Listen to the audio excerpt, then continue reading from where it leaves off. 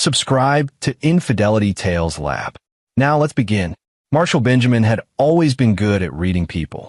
20 years in competitive litigation had taught him to spot tells. The subtle shifts in body language, the rehearsed responses, the too careful word choices. But he'd missed the signs at home, or maybe he'd simply chosen not to see them. Friday evening, his daughter Emma bounded down the stairs with her overnight bag. 9 years old and still young enough to be excited about a weekend at Grandma Sophia's. Brooke had suggested it over breakfast, casual as discussing the weather. My mom hasn't seen Emma in a while. Thought it might be nice for them to have some quality time. Marshall had nodded, already mentally sorting through the depositions, waiting in his study. He'd built his reputation dismantling corporate fraud cases, finding the threads others missed, pulling until entire facades unraveled. The work consumed him, he knew that. Brooke had mentioned it enough times, though lately those complaints had stopped. He'd taken the silence as acceptance. He should have known better. Emma hugged him tight at the door. "Love you, Dad. See you Monday." "Love you too, sweetheart." He kissed the top of her head, breathing in the strawberry scent of her shampoo. "Have fun with Grandma." He watched Brooke's car disappear down their tree-lined street in suburban Connecticut, then returned to his study. The weekend passed in a blur of case files and legal briefs. Brooke had driven back Sunday evening alone, saying Emma wanted to stay one more night. Marshall had barely looked up from his laptop. Monday morning arrived with unseasonable cold for September. Marshall was reviewing a witness statement when the doorbell rang at 9:15. He found a process server on his doorstep, professional smile already in place. "Marshall Benjamin?" "Yes. You've been served." The manila envelope hit his hands with surprising weight. Marshall waited until the man left before opening it. "Divorce papers. Petition for full custody. Emergency restraining order pending." The words blurred together as his legal mind automatically cataloged the filing. Rushed, aggressive, designed for maximum damage. Filed Friday afternoon. Sealed hearing scheduled for Wednesday. His phone buzzed. Brooke's name lit up the screen. "Emma's staying with my mother permanently," she said without preamble. "My lawyer will be in touch about visitation." "Maybe. What the hell are you talking about?" "I'm done, Marshall. Done being married to a ghost. Done watching Emma grow up with a father who's never actually present. You chose your career over us every single day. Now I'm choosing us. You can't just take my daughter. Already did. Don't come to my mother's house. Don't try to contact Emma. The restraining order will be processed by end of day." The line went dead.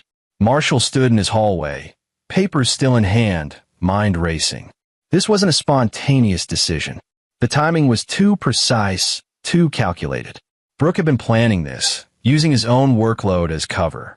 The weekend visit was never about quality time with Grandma. He pulled on his coat and was in his car 10 minutes later. Sophia Dodson lived 40 minutes away in a wealthy enclave near the coast, one of those communities where old money whispered rather than shouted. Marshall had always found the place suffocating. The manicured lawns, the judgment behind polite smiles, the subtle condescension toward anyone who'd actually worked for their success.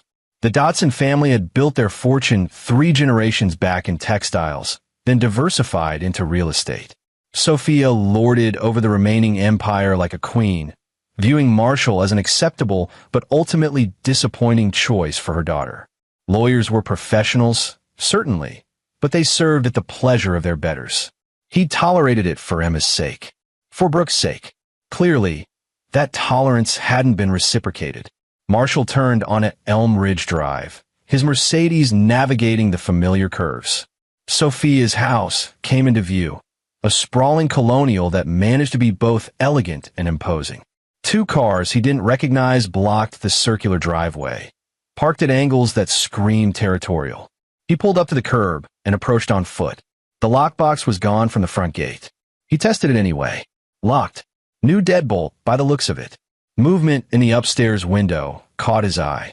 Emma's face appeared briefly, tear-streaked and pale, before someone pulled her back. The curtain fell closed. Marshall's hands curled into fists. Whatever game Brooke and her mother were playing, Emma was terrified. That crystal-clear fact cut through his confusion and ignited something cold and precise in his chest. He pulled out his phone and dialed a number he hadn't called in 6 years. "Benjamin," came the gravelly voice after 2 rings. "Been a while. Vernon, I need you." Vernon Barker had been Marshall's first real client, back when Marshall was a junior associate willing to take anything that walked through the door. Vernon had walked in looking like a stereotype. Prison tattoos, scarred knuckles, dead eyes. He'd been charged with assault, facing 10 years. Marshall had won the case in 4 hours. Not because Vernon was innocent. The man had absolutely hospitalized someone, but because the someone in question had been caught on surveillance footage threatening Vernon's teenage daughter with a knife. Self-defense of another. The prosecutor had overreached. Marshall had buried them. Vernon never forgot. More importantly, Marshall learned that Vernon's rough exterior concealed a sharp mind and unexpected resources. After his acquittal, Vernon had rebuilt himself, going legitimate in private security and investigation. But he maintained contacts with people who lived in the shadows, people who could do things lawyers couldn't. "What's the situation?" Vernon asked. Marshall explained in clipped sentences. The divorce. Emma's capture, because that's what it was, he realized. His daughter had been taken. Address? Marshall provided it. "Give me 15 minutes. The line went dead. Marshall waited, leaning against his car, watching the house. 12 minutes later, a black panel van turned onto the street, followed by 2 SUVs. They moved with military precision, parking to box in the vehicles blocking the driveway. Vernon climbed out of the first SUV, 6'4", and built like a linebacker, his gray hair cut military short. 5 men emerged from the other vehicles, all carrying themselves with the same predatory awareness. "Marshall." Vernon's handshake could crush stone. "Talk to me. My daughter's inside. They've locked her in, changed all the locks. I saw her in the upstairs window. She was crying." Vernon's jaw tightened. He had 3 daughters of his own. "What do you want?" "I want my daughter, and I want to know why they think they can do this." Vernon nodded to his men. 2 approached the front door while the others fanned out around the property. One pulled out a lockpick set. The front door opened before they could use it. Sophia Dodson stood in the entrance, imperious in a cream cashmere sweater, her silver hair perfectly coiffed. Behind her, Marshall caught a glimpse of Brooke, and his blood went cold. Preston Holmes. Preston fucking Holmes. Senior partner at a rival firm, old money Connecticut through and through, and someone Marshall had humiliated in court 8 months ago. Marshall had represented a startup against Preston's Fortune 500 client, David versus Goliath, and made Preston look like he'd gotten his law degree from a cereal box. Suddenly, pieces clicked into place. "This is private property," Sophia announced. "You're trespassing." Vernon smiled. All teeth, no warmth. "Ma'am, I'm here to collect a minor child on behalf of her legal guardian. You want to discuss trespassing? We can involve the police. I'm sure they'd be interested in why you're holding a 9-year-old against her will." "Against her will? She's with her grandmother and mother. Perfectly legal. Then you won't mind her confirming that." Sophia's composure cracked slightly. "She's upset. Seeing her father would only make things worse." "Funny," Vernon said, moving forward. His men moved with him, a coordinated advance. "Because from where I'm standing, seems like she got upset when you locked her in. Now you can produce the child, or we can go inside and get her. Your choice, but you're making it in the next 10 seconds. Preston appeared beside Sophia, phone in hand. "I'm calling the police." "Do it," Marshall said, finding his voice. "Call them. Explain why you changed the locks on a house to prevent a father from seeing his daughter. Explain why you filed for an emergency restraining order based on what I'm guessing are fabricated allegations." "Go ahead, Preston.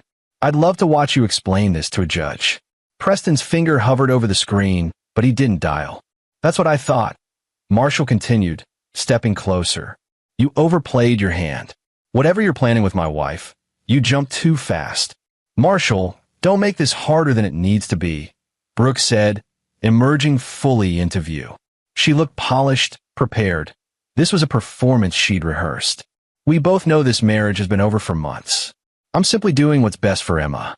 By traumatizing her, I saw her face, Brooke. She's terrified.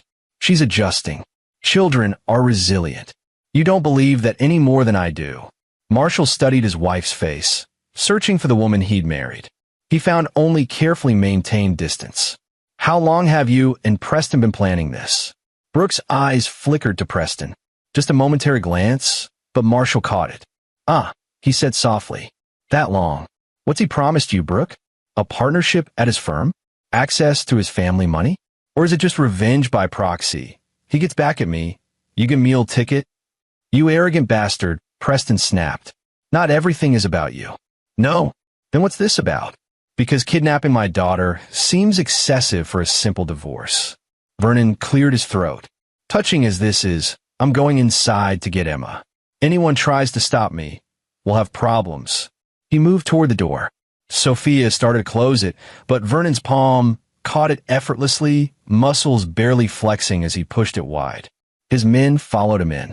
Brooke looked panicked now. You can't just. Watch me, Vernon called back.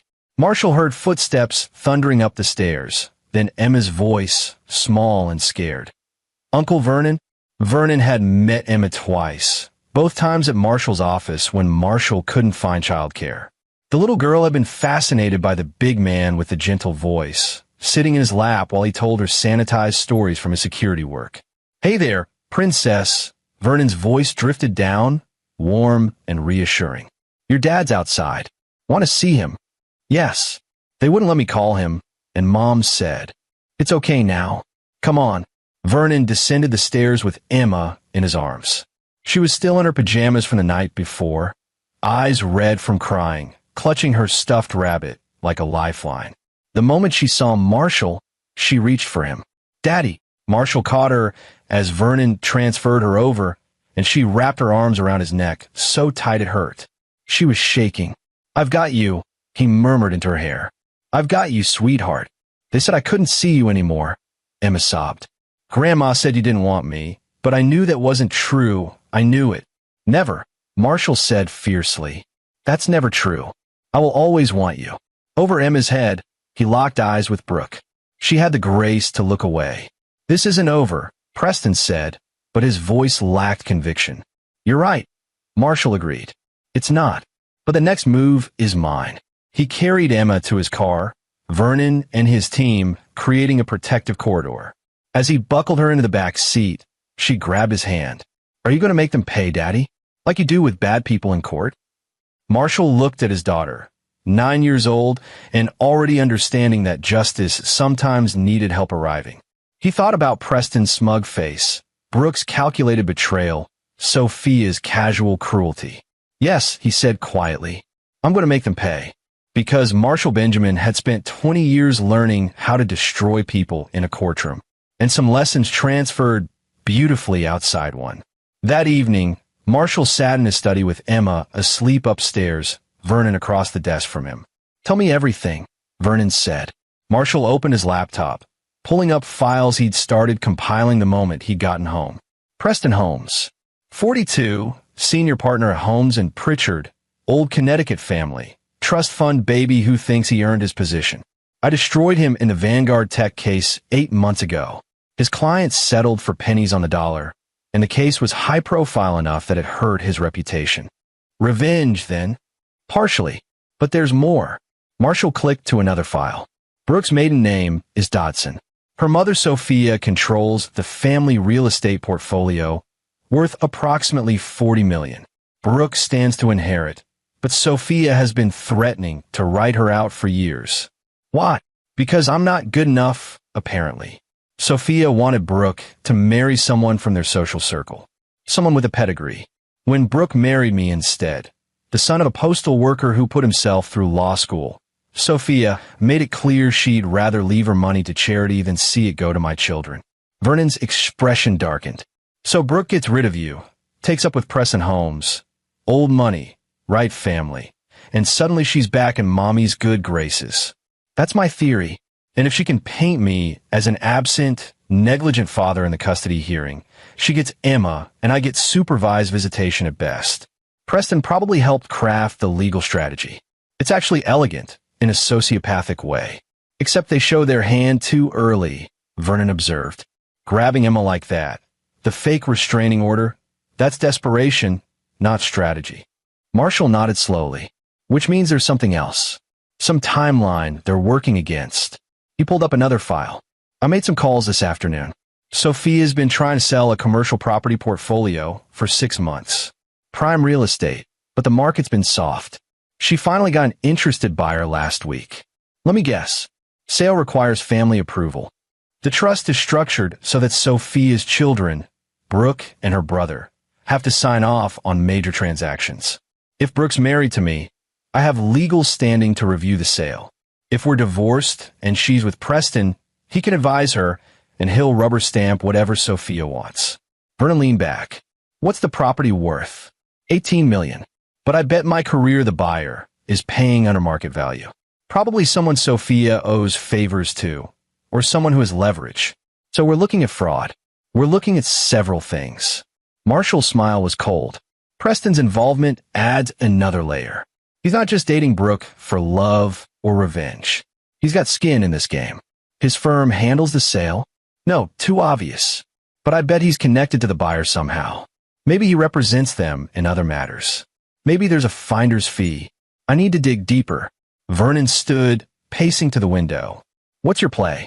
I'm going to do what I do best, Marshall said. I'm going to investigate until I find every piece of dirt, every shady connection, every illegal shortcut.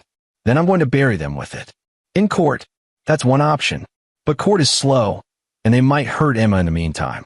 No, I need something faster. Something that makes them understand they made a mistake. Vernon turned, a predatory gleam in his eye. I'm listening.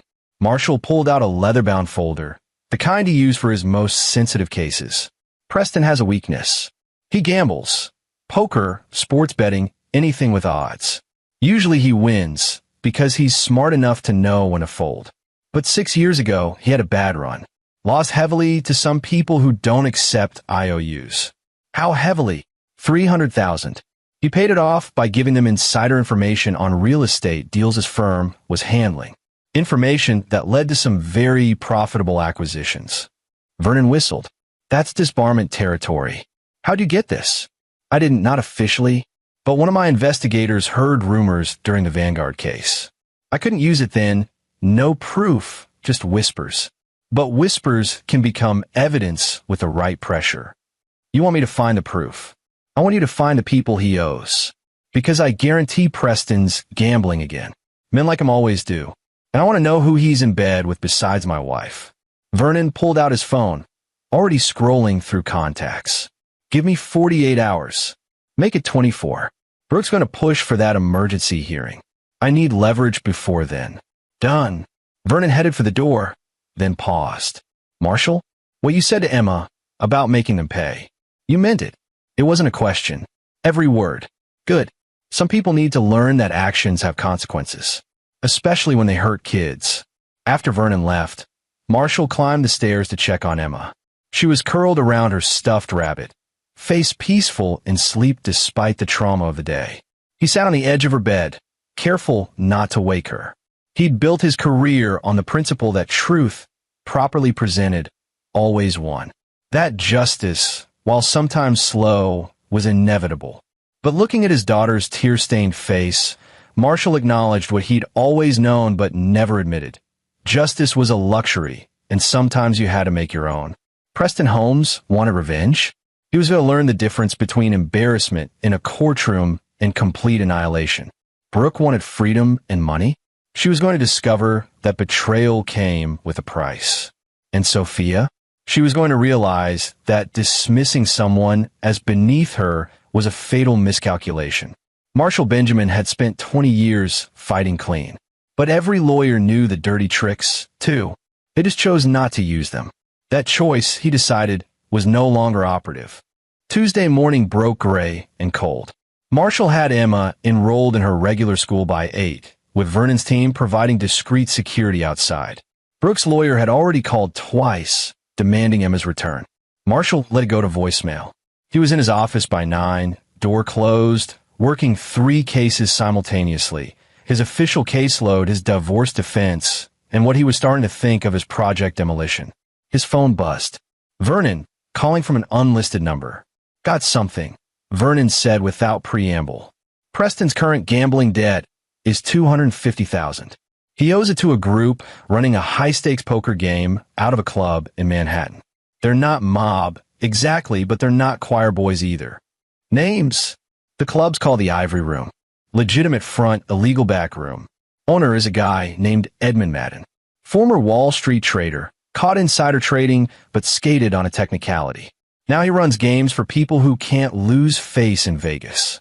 Marshall typed the name into his database. Edmund Madden appeared in several lawsuits, all settled quietly, all involving gambling debts. Madden know about Preston's past? Not yet, but here's the interesting part. Preston's been betting on a sure thing, the Dotson property sale. He's told Madden the sale is guaranteed to close at $18 million, and he's using that as collateral for his debt. Except if the sale doesn't happen. Madden gets very unhappy, and Preston becomes very exposed. Marshall felt the first stirrings of a plan. Can you give me a meeting with Madden? Already set up. Tonight, 8 p.m. He's curious about the lawyer who broke Preston in court. Perfect. What else? Sophia Dodson's buyer for the property? It's a shell company called Meridian Holdings. Took some digging, but the principal owner is Roland Barrera. Marshall froze. Roland Barrera was a real estate developer with a reputation for skirting building codes and safety regulations. 2 of his properties had collapsed in the past decade, killing 4 people. Lawsuits had been settled, records sealed, but Marshall had consulted on one of the cases. He knew exactly how dirty Barrera was. Barrera's paying $18 million for property worth at least $25, Marshall said slowly. Why would Sophia sell low? Because Barrera's blackmailing her, Vernon said. About a source at City Hall. Barrera has documentation that Sophie has been running a tax avoidance scheme through her properties for 15 years. We're talking millions in unpaid taxes, maybe federal charges if it comes out. So Barrera gets a sweetheart deal. Sophia avoids prison, and everyone's happy. Except Preston needs the sale to go through at that price to cover his gambling debt. And Brooke needs the sale to happen, so Sophia stays grateful and keeps her in the will. Marshall smiled. They're all locked together. One domino falls, they all do. What's the play? I'm going to give them a choice. They can destroy themselves trying to save themselves, or they can give me what I want and walk away damaged but alive. They won't take the deal. I know, but watching them refuse will be enjoyable. And when they make the wrong choice, I'll have the moral high ground. Vernon chuckled darkly. You're a cold bastard, Marshall. I learned from the best opponents. That afternoon, Marshall met with his own lawyer, Aaron Stevenson, a shark who specialized in high-conflict divorces. Aaron reviewed the emergency restraining order petition and laughed. This is garbage, Aaron said, tossing the papers aside. Brooke's alleging emotional neglect and claiming you're a danger to Emma? The same Emma who ran to you yesterday? Judge Chun will tear this apart. I need more than that, Marshall said. I need full custody. No visitation for Brooke until she demonstrates she's stable. Aaron's eyebrows rose. That's aggressive. You need to prove she's genuinely unfit. She kidnapped our daughter and held her against her will while filing false allegations. How much more unfit do you need? In the eyes of the law, quite a bit more. Judges favor mothers, especially with young children. Marshall leaned forward. What if I could prove Brooke's planning to move out of state with Emma? Cut off all my parental rights. Can you prove that? Not yet. But if she's planning to marry Preston Holmes, and his family has properties in the Caymans where they spend 6 months a year. Aaron's eyes gleamed. That changes things. File a motion to prevent her from moving Emma out of Connecticut. Claim flight risk. But you need evidence of intent. I'll get it. After Aaron left, Marshall turned to his computer. He'd built his reputation on thorough investigation, on finding the details others missed. Time to apply those skills to his personal life. He started with social media. Brooke had been careful, no public posts about Preston. But her friend, Kelly Graves, one of those performatively loyal friends who broadcast everything, had posted photos from a dinner party 2 weeks ago. Marshall zoomed in on the background. Preston's arm around Brooke's waist, her hand on his chest, body language that screamed intimacy. The photo was time-stamped 3 weeks before Brooke asked for divorce. Marshall downloaded the image, added it to his evidence file. Adultery wasn't grounds for custody in Connecticut, but it established character. More importantly, it established timeline. He dug deeper. Brooks' credit card statements, which he still had access to as joint account holder, showed charges at restaurants where Preston was known to dine. Hotel stays in Manhattan when she claimed to be at spa weekends with friends. Receipts from jewelry stores.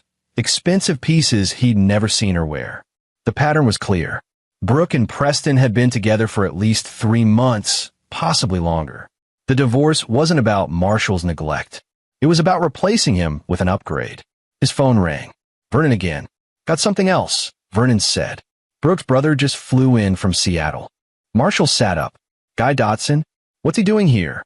Don't know yet, but he went straight to Sophia's house. My guy followed him from the airport. Guy Dotson was Brooke's older brother, a tech entrepreneur who'd made and lost 2 fortunes in Silicon Valley. Last Marshall heard, Guy was on his 3rd startup, perpetually 1 round of funding away from success or bankruptcy. Guy needs money, Marshall said, pieces clicking. He always needs money. If Sophia is selling property, Guy's probably expecting his cut. So we got Sophia trying to avoid prison, Preston covering gambling debts, Brooke angling for inheritance, and Guy looking for a payday. That's a lot of people with their hands in one cookie jar. And they all need me out of the picture to get it, Marshall said. Which means they're going to fight dirty.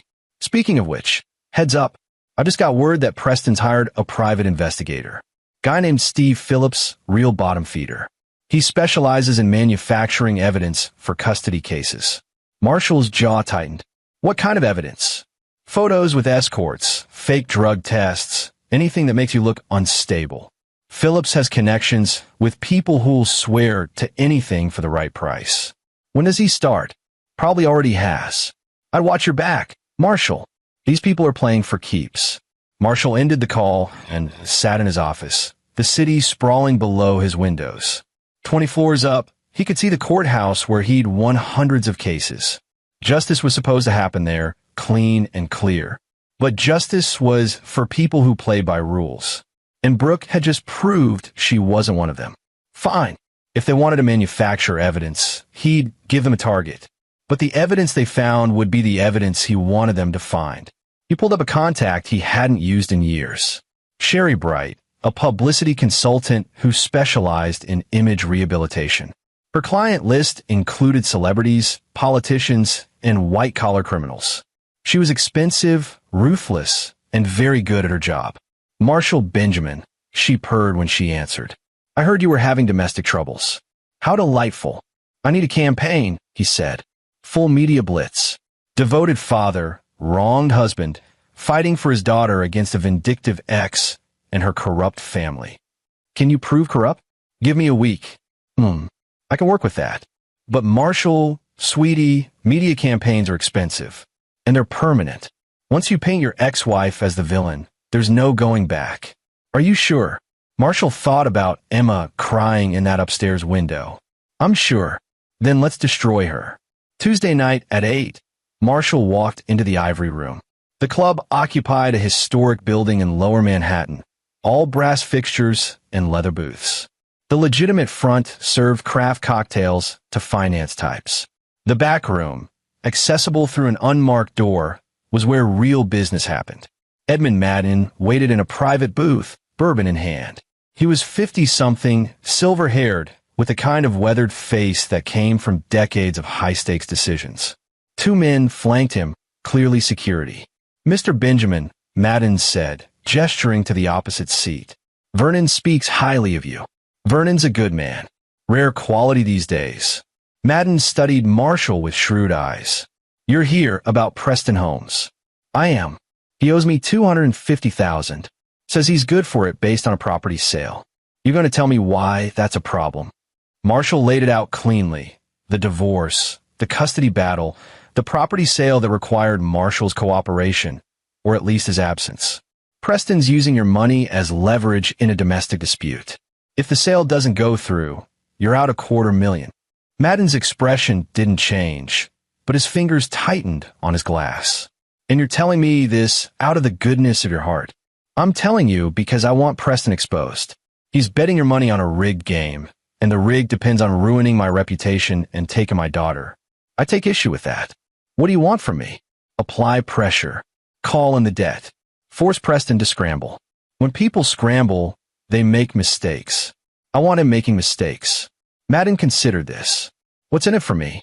Marshall pulled out a folder. Complete documentation of the property sale, including the fact that the buyer, Roland Barrera, is paying $7 million under market value. If that sale falls through and the property goes to auction, it'll fetch $25 million minimum. I can ensure you're first in line as a potential buyer with proper financing. You'd tank the sale that Preston's using as collateral. I'm going to tank the sale regardless. Question is whether you want to be positioned to profit from it. Madden smiled slowly. Vernon said you were smart. He undersold you. So we have a deal? We have the beginning of one. I'll call Preston's debt due tomorrow. 72 hours to pay, or I start taking assets. That work for you? Perfectly. They shook hands. As Marshall left the ivory room, he felt the familiar rush of a plan coming together. Preston thought he was playing chess. He was about to discover Marshall had been playing three-dimensional chess all along. Wednesday morning arrived with unexpected sunshine. Marshall woke to find Emma making breakfast, cereal, and toast, her idea of cooking. She was smiling, the trauma of Monday beginning to fade. Sleep okay, sweetheart? Yeah. Dad? Are we going to have to see Mom? Marshall sat beside her. Eventually, but not until things are settled. Good. I don't want to see her. Or Grandma. They were mean. I know. Will you tell me what's happening? I'm not a baby. Marshall studied his daughter's serious face. 9 years old and already too wise. Your mom and I are getting divorced. It's not your fault, okay? Sometimes adults make choices that don't work out. Because of Uncle Preston, Marshall kept his expression neutral. What do you know about Preston? I saw him at Grandma's before. Mom said he was just a friend, but friends don't kiss like that. Christ. It's okay, Dad. I know Mom wasn't happy. She yelled at you a lot, and you were always working. Emma's eyes met his. But you came for me. Even when they said you wouldn't, I knew you would. Marshall pulled her into a hug. Always. No matter what. Will you win? Against them? Yes. Good. Because they're bad people. Grandma said you were. She paused, clearly repeating something she'd heard. Common. And that Mom deserved better. But I think you're the best dad ever. Marshall's heart clenched. This was what Sophia had been telling his daughter. That Marshall wasn't good enough, that Emma came from lesser stock on his side. The casual cruelty of it made his blood boil. Thank you, sweetheart. Now finish breakfast. School in 30 minutes. His phone buzzed as Emma headed upstairs. Aaron Stevenson. Emergency hearing got moved up, Aaron said. Today at 2. Judge Chun wants to address the restraining order immediately. That's fast. Brooke's pushing hard. I think she wants to establish legal custody before something changes. You ready? More than ready. At 1:30, Marshall walked into the courthouse with Aaron beside him. The hearing was in Judge Patricia Chen's chambers, a preliminary proceeding before any trial. Brooke sat with her lawyer, a sharp woman named Elisa Peterson who specialized in custody battles. Preston lurked in the back, trying to look supportive. Judge Chun was in her 60s, fair but stern, with a reputation for cutting through bullshit. She reviewed the filings with a frown. Mrs. Benjamin, she began, you're alleging emotional neglect and potential harm to the child. Yet the child was forcibly held at your mother's residence while Mr. Benjamin attempted to see her. Explain that discrepancy. Elisa Peterson stood. Your Honor, my client was attempting to create a stable environment for Emma during this difficult transition. Mr. Benjamin's reaction, showing up with private security, demonstrates exactly the kind of aggressive behavior we're concerned about. He showed up, Judge Chun said dryly, because his daughter was being held against her will and crying. That doesn't strike me as aggressive. That strikes me as parental. With all respect, Your Honor, I'm not finished. Judge Chun turned to Marshall. Mr. Benjamin, you're seeking primary custody. On what grounds? Marshall stood. My wife engaged in parental alienation, Your Honor. She told our daughter I didn't want to see her. She changed locks to prevent my access. She coordinated with her family to create a situation where Emma was isolated and frightened. Those aren't the actions of a parent interested in the child's well-being. Those are the actions of someone using a child as leverage. Leverage for what? For a property transaction that requires my cooperation or my absence to proceed. My mother-in-law is selling commercial real estate. As Brooke's husband, I have review rights under the family trust. If we're divorced, I lose those rights. This custody battle is about money, not Emma's welfare. Elisa Peterson shot to her feet. Your Honor, that's a baseless accusation. Is it? Aaron Stevenson interjected, sliding a folder across the judge's desk. We have documentation of the property's sale, timeline of the divorce filing, and evidence that Mrs. Benjamin has been conducting an affair with a lawyer representing the buyer's interests in related matters. Judge Chen opened the folder, scanning the contents. Her expression hardened. Mrs. Peterson, I'm denying the restraining order. Furthermore, I'm granting temporary primary custody to Mr. Benjamin until a full hearing can be scheduled. Mrs. Benjamin will have supervised visitation 2 hours per week, location to be determined by Mr. Benjamin. Brooke gasped. You can't. I can and I am. You want to explain to me why I should do otherwise? You'd better have evidence beyond allegations. This hearing is adjourned. In the hallway outside, Brooke confronted Marshall with tears streaming down her face. Real or performative, he couldn't tell anymore. You're going to regret this, she hissed. My mother will destroy you. Preston will. Preston will what? Marshall asked calmly. Help you? He's got problems of his own right now. Her eyes narrowed. What did you do? Nothing yet. But you might want to ask him about Edmund Madden. I hear they have an appointment tomorrow. He walked away, leaving Brooke standing in the courthouse corridor, her carefully constructed plan crumbling around her. Outside, Vernon waited by Marshall's car. How'd it go? Better than expected. I got primary custody, at least temporarily. Good, because I've got news. Barrera just backed out of the property sale. Marshall stopped. What? Someone sent him documentation about the tax avoidance scheme. He doesn't want to touch property with that kind of legal cloud hanging over it. Sale's dead. Who sent it? Vernon smiled. Anonymous tip to his lawyer. Can't imagine who'd do such a thing. Marshall didn't have to imagine.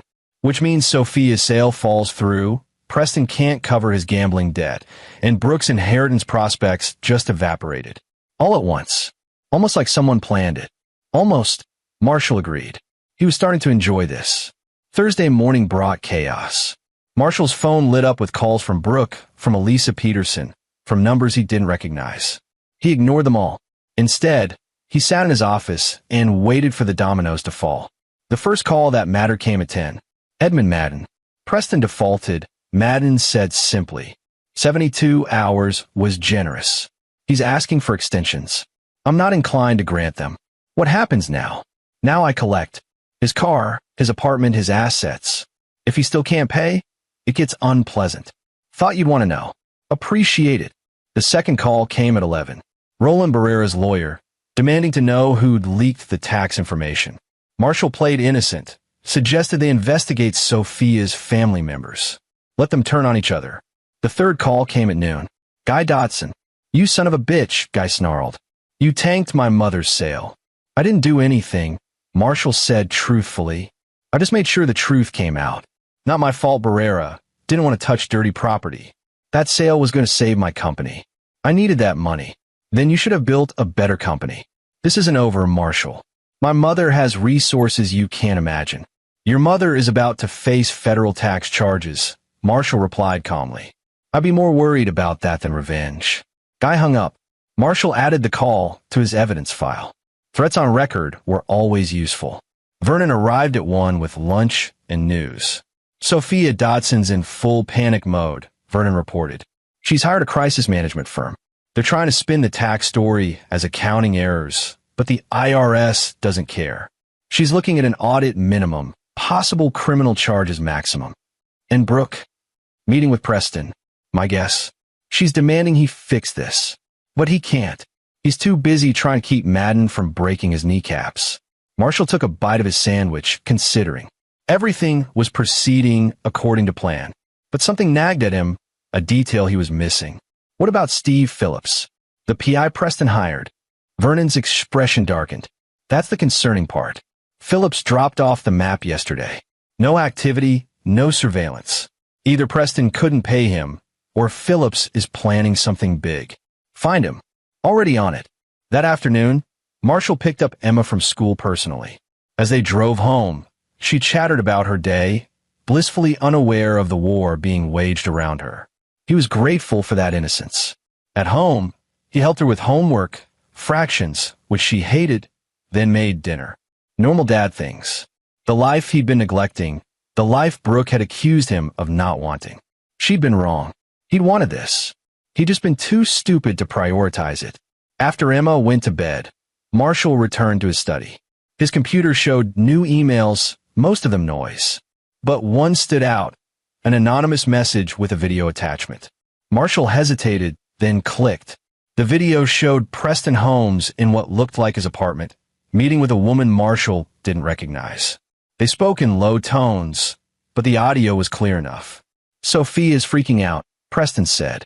"The sale's dead, Madden's breathing down my neck, and Marshall somehow orchestrated all of it." "So fix it," the woman replied. She was early 30s, blonde, professional. Something about her seemed familiar. "I can't. He's got leverage everywhere. Unless what?" Preston leaned closer. "Unless we go after his daughter directly. Stage an incident. Make him look dangerous. With the right evidence, even Judge Shun would have to reconsider custody." The woman nodded. "Phillips can handle it. He's done it before." Marshall's blood ran cold. They were planning to frame him using Emma. Create some scenario where he appeared to have hurt or endangered his own daughter. The video ended. Marshall sat frozen, rage and calculation warring within him. This was beyond litigation, beyond financial maneuvering. They were threatening Emma. That changed everything. He forwarded the video to Vernon with a single word: "Now." Then he called Aaron Stevenson, despite the late hour. "I need emergency protective orders," Marshall said. "Preston Holmes and associates are planning to harm my daughter to manufacture evidence. I have video proof." Aaron was silent for a moment. "Marshall, if you're wrong about this." "I'm not. Watch the video. Then tell me I'm overreacting." 20 minutes later, Aaron called back, voice grim. "File it tonight. I'll have papers ready for Judge Chun first thing tomorrow. This is attempted conspiracy to commit fraud and child endangerment." "Do it." Marshall hung up and walked upstairs to check on Emma one more time. She was sleeping peacefully, unaware that her mother and stepfather-to-be were planning to use her as a pawn in their desperate schemes. Not anymore. Marshall had been playing defense, dismantling their plans piece by piece. Time to go on offense. He returned to his study and pulled up a file he'd been building. Comprehensive documentation of every illegal, unethical, and immoral act he'd discovered. Preston's gambling debts and insider trading. Sophia's tax evasion. Brooke's adultery and parental alienation. Roland Barrera's building code violations and the deaths they'd caused. Guy Dodson's fraudulent investor pitches. Separately, each was damaging. Together, properly presented, they were catastrophic. Marshall had built his career on knowing when to present evidence for maximum impact. That moment had arrived. He began making calls.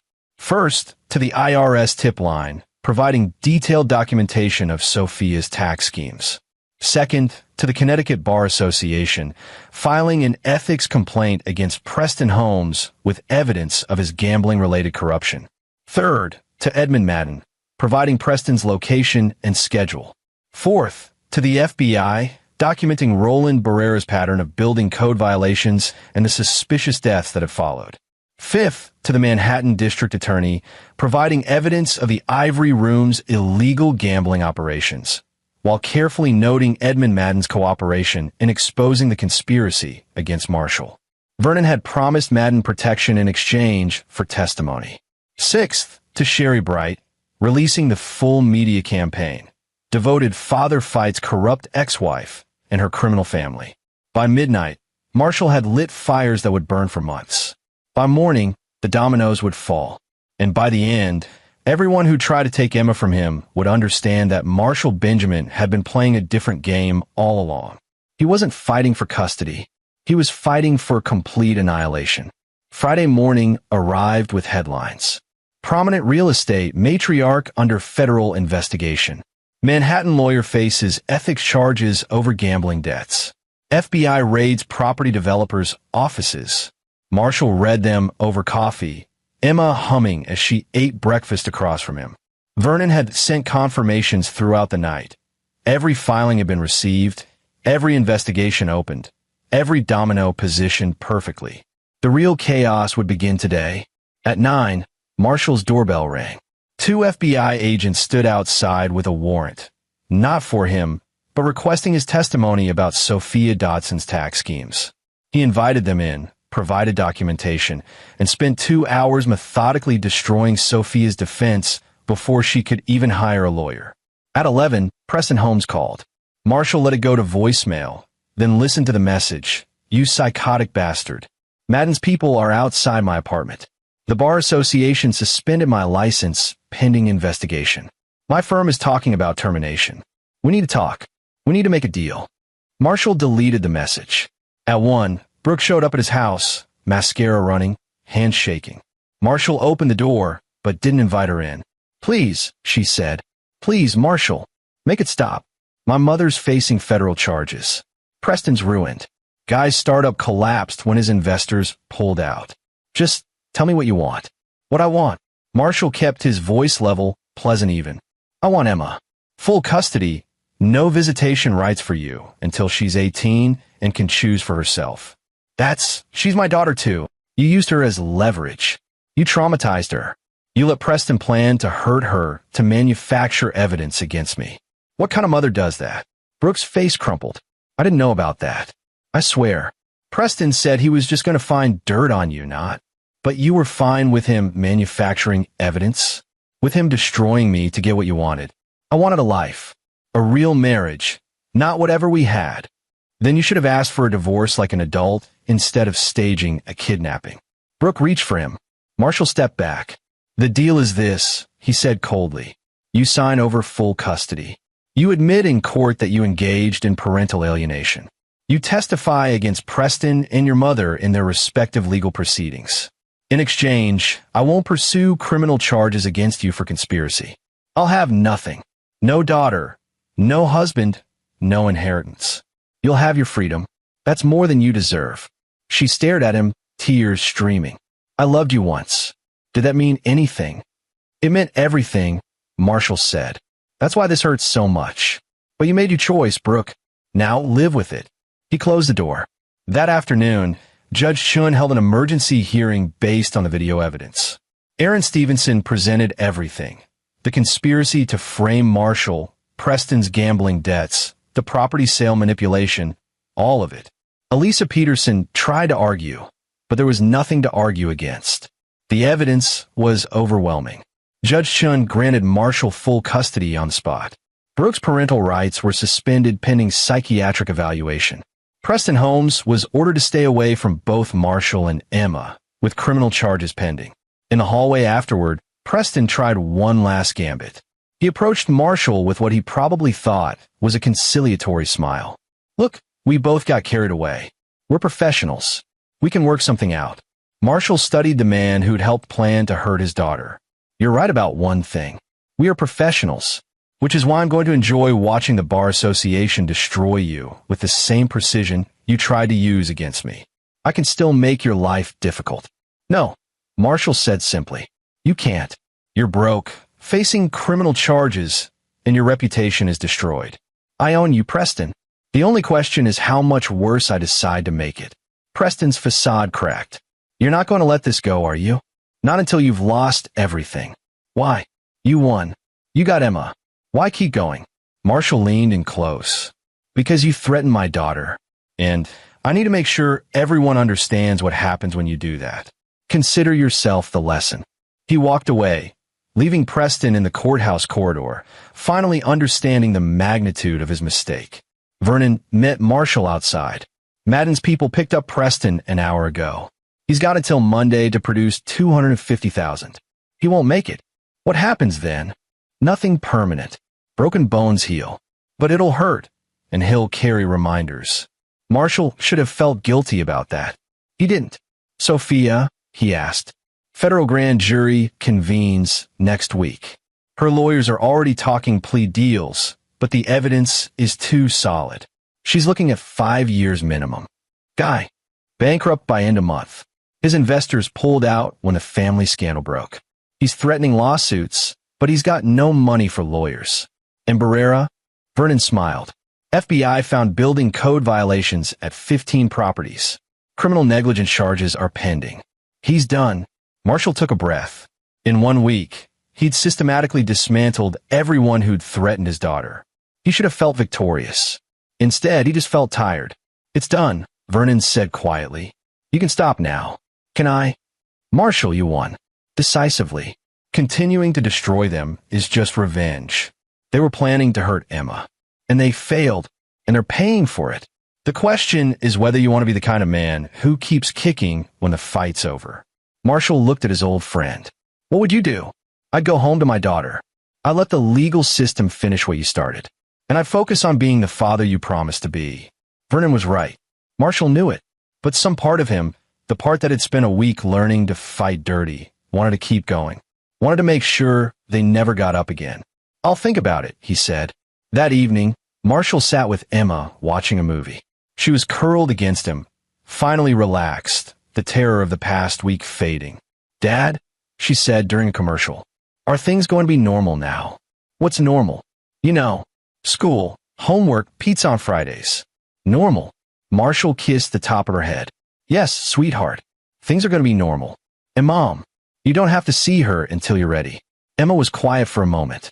I'm mad at her, but I'm also sad. Is that okay? That's very okay. Love is complicated. Did you love her? I did. I probably still do a little. But love isn't enough if people hurt each other. Will you get married again? Marshall laughed. Let's get through this year first. Okay. But if you do, make sure she's nice. And that she likes me. Anyone I marry would have to love you. Non-negotiable. Emma smiled and turned back to the movie. Marshall held his daughter and thought about Vernon's question. What kind of man did he want to be? He'd started this fight believing in justice and playing by rules. But he'd learned that sometimes the rules weren't enough. Sometimes you had to bend them, break them, or rewrite them entirely. He'd won. Emma was safe. His enemies were destroyed. The question was what he did next. 3 months later, Marshall sat in his office reviewing case files. The Dotson saga had settled into its final form. Sophia pleading guilty to tax evasion and getting 4 years in federal prison. Preston disbarred and serving 18 months for fraud and conspiracy. Brooke in therapy, supervised visitation reinstated but rarely used. Guy Dotson working as a middle manager in Seattle, ego crushed but surviving. Roland Barrera was awaiting trial on multiple counts of criminal negligence. His empire had collapsed, investors fleeing, properties seized. Edmund Madden had walked away clean, having cooperated with federal investigations in exchange for immunity. He'd sent Marshall a bottle of expensive bourbon and a note. You ever need anything? The media cycle had moved on to other scandals. Sherry Bright's campaign had worked perfectly. Marshall emerged as the devoted father fighting corruption. His reputation had never been stronger. But the victory felt hollow. Emma was thriving. She'd made new friends at school, her grades had improved, and she'd started seeing a child psychologist who said she was processing the trauma remarkably well. She asked about Brooke sometimes, but without the desperate need she'd had before. She was learning that people could disappoint you, and life went on. Marshall had cut back his caseload, spending more time at home. He coached Emma's soccer team. He helped with homework. He had pizza Fridays. He was being the father he should have been all along. Vernon stopped by on a Tuesday afternoon, bringing coffee and updates. Preston got out early, Vernon said. Good behavior, overcrowding. He's living with his parents in Greenwich, working at his uncle's car dealership. Marshall felt nothing. Think he learned his lesson? I think he learned not to fuck with you. Whether that's the same thing. Vernon shrugged. And Brooke? Still in Connecticut. She got a job at a nonprofit, something with kids. Trying to rebuild, I guess. Marshall stared out his window. The city sprawled below, full of people fighting their own battles, making their own mistakes. Vernon, was I wrong? going after them as hard as I did. Vernon, consider this. They threatened your daughter. You protected her. Everything else was just making sure they couldn't do it again. But did I take it too far? Only you can answer that. Marshall thought about Sophia in prison, Preston broken, Brooke alone. He destroyed them systematically, professionally, completely. I don't regret it, he admitted. I probably should, but I don't. Then that's your answer. After Vernon left, Marshall pulled up an email that had been sitting in his inbox for a week. From Brooke. Marshall, I know I have no right to ask anything from you, but I'm trying to do better. I'm in therapy. I'm working on myself. I understand why you hate me. I hate myself for what I did to Emma, but she's still my daughter. When you think she's ready, not now, I know it's too soon, but someday, could we try supervised visitation? Real visits, not the court-ordered performances. I want to be her mother again. I want to earn that right back. I'm not asking for forgiveness. Just a chance. B. Marshall read it 3 times. The man he'd been before this started would have said yes immediately, would have believed in redemption and second chances. The man he'd become wanted to delete it and never look back. He compromised. Brooke, Emma will decide when and if she wants to see you. When that time comes, I won't stand in her way. But earn it. Prove you've changed. Not to me. I don't care anymore. Prove it to her. M. He hit send before he could overthink it. That evening, Emma asked about Christmas plans. Can we do something special? She asked. Just us. What did you have in mind? I don't know. Maybe a trip? Somewhere with snow? And we could ski and drink hot chocolate and not think about anything sad. Marshall pulled her into a hug. That sounds perfect. Just us, though. Nobody else. Just us. As Emma went upstairs to research ski resorts, Marshall sat in his living room and took stock. He'd won his war. He'd protected his daughter. He'd destroyed his enemies. But in the process, he'd become someone harder, someone willing to cross lines he'd never thought he'd cross. Was that a price worth paying? He looked at Emma's research notes scattered across the coffee table, her handwriting looping and enthusiastic. Yes, 1,000 times yes. Because at the end of the day, Emma was safe. She was happy. She was his. And anyone who tried to threaten that again would learn the same lesson Preston, Brooke, and Sophia had learned. Marshall Benjamin protected what was his. Always. 6 months after the divorce was finalized, Marshall received an unexpected visitor. Judge Patricia Chun appeared at his office unannounced, retirement having freed her schedule. She presided over dozens of his cases over the years, and they developed a mutual respect. Marshall, she said, settling into his client chair. I want to talk to you off the record. Your Honor. Patricia, please. I'm retired. Titles don't matter anymore. Marshall poured them both coffee. What's on your mind? The Dotson case. Your divorce. Marshall stiffened. What about it? I've been thinking about it. How perfectly everything aligned for you. How thoroughly you destroyed everyone involved. The timing of the federal investigations, the media coverage, the evidence that appeared exactly when you needed it. I got lucky. Patricia smiled. No, you were strategic. Brilliantly so. Everything you did was legal, barely, and devastatingly effective. You played the system like a virtuoso. Is there a point to this? The point is that I've spent 30 years watching lawyers fight in my courtroom. Most of them play by the rules because they don't know any better. Some play by the rules because they're afraid of the consequences. But you play by the rules because you understand them well enough to know exactly where they bend. Marshall said nothing. You scare me a little, Marshall. The thoroughness of your revenge. The precision. You didn't just win, you annihilated them. And you did it all within the bounds of the law. They threatened my daughter. I know. And they deserved everything they got. But I'm asking you to think about what you learned during that fight. Because the next time you're in my former colleagues' courtrooms, they're going to be wondering if you'll use those same tactics on their watch. Marshall met her eyes. Are you warning me? I'm reminding you that reputation is a double-edged sword. You've proven you can destroy people. Now prove you can win without destroying them. And if they threaten what I love. Patricia stood, setting down her coffee cup. Then God help them, because clearly the law won't. She left, and Marshall sat alone with her words. She was right. He learned too much about how to fight dirty. And that knowledge didn't disappear just because the immediate threat was gone. Emma appeared in his doorway, surprising him. "Dad? Uncle Vernon's here. He brought lunch." "Thanks, sweetheart. I'll be right there." Emma hesitated. That lady who just left, she seemed serious. "Everything okay?" "Everything's fine. Just an old friend checking in." "Okay. Love you." "Love you too." Marshall gathered his files and headed to meet Vernon. Whatever he'd become during the war with Brooks' family, he'd done it for the right reasons. That had to count for something. A year after the divorce, Marshall Benjamin stood in his daughter's school gymnasium, watching her receive an award for academic achievement. She was 10 now, taller, more confident, the trauma of that terrible week fading into memory. Brooks sat 3 rows behind them. Marshall had relented 6 months ago when Emma had asked to see her mother. The visits were monthly, supervised by a therapist, and slowly rebuilding something that resembled a relationship. Marshall didn't hate Brooke anymore. He didn't feel much of anything toward her. She was Emma's mother, nothing more or less.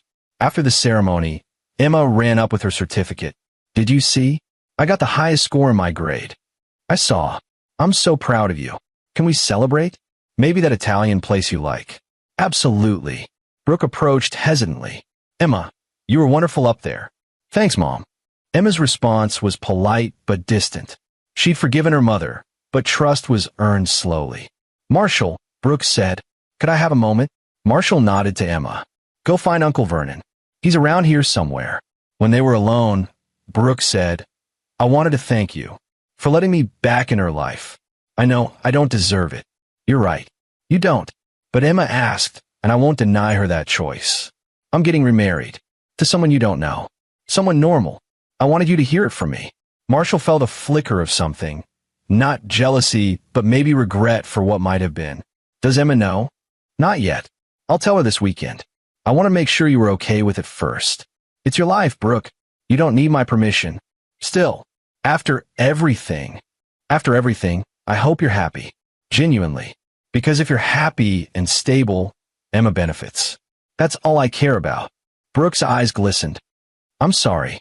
For all of it. For what I put you through, what I put Emma through. I was selfish and stupid and cruel." "Yes, you were. Do you think you'll ever forgive me?" Marshall considered this. "I already have. Forgiveness doesn't mean trust. It just means I'm not letting what you did poison the rest of my life." "That's very mature. I had good motivation." He looked across the gymnasium at Emma, laughing with Vernon. "She's thriving despite what we put her through. That's what matters. She loves you so much. You know that." "I do.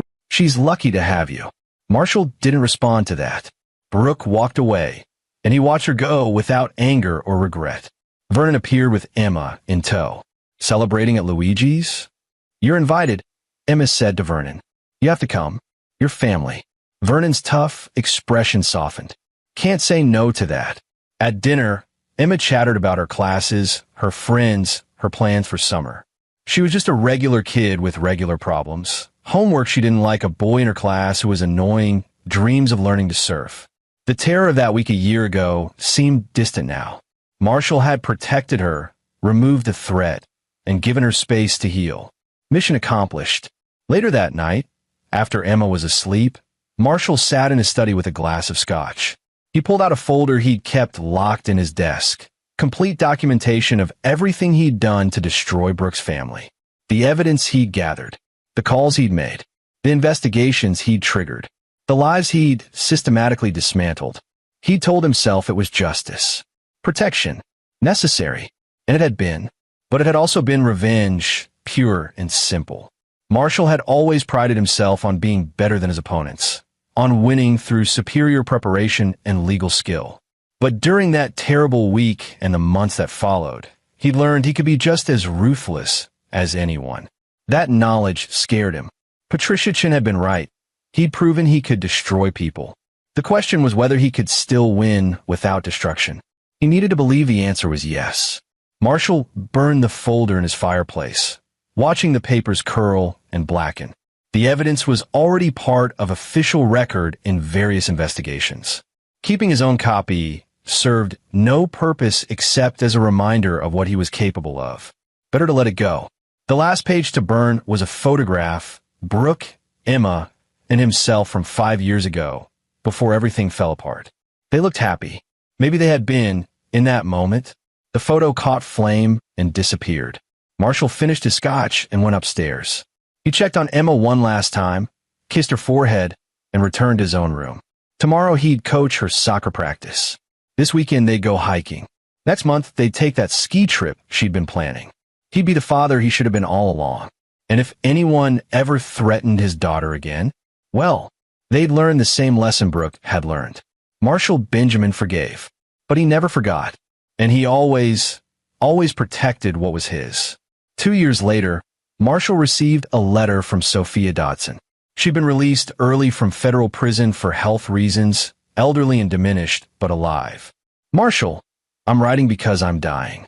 Cancer, 6 months at most. I don't expect your sympathy. I don't deserve it. But I wanted you to know that you were right about everything. I was a terrible person. I used my daughter, I threatened my granddaughter, and I deserve what I got. Brooke tells me Emma is thriving, that you're an exceptional father. I'm glad. She deserves better than the family I created. I'm not asking for forgiveness. Just wanted you to know that sometimes the bad guys realize they were wrong. Too late to matter, but still. Sophia. Marshall read the letter twice, then filed it away. He didn't respond. Some accounts didn't need closing. Some people didn't deserve final words. Sophia Dodson died 4 months later. Brooke called to tell him, her voice steady. I'm not asking you to care, she said. Just thought you should know. Thank you for telling me. Emma asked if we could go to the funeral. I told her it was up to you. Marshall thought about it. Does she want to go? She says she should.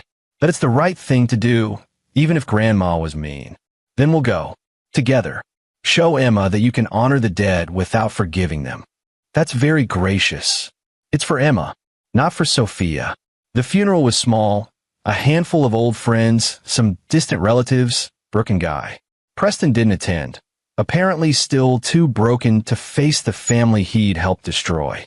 Emma stood between Marshall and Brooke, holding both their hands.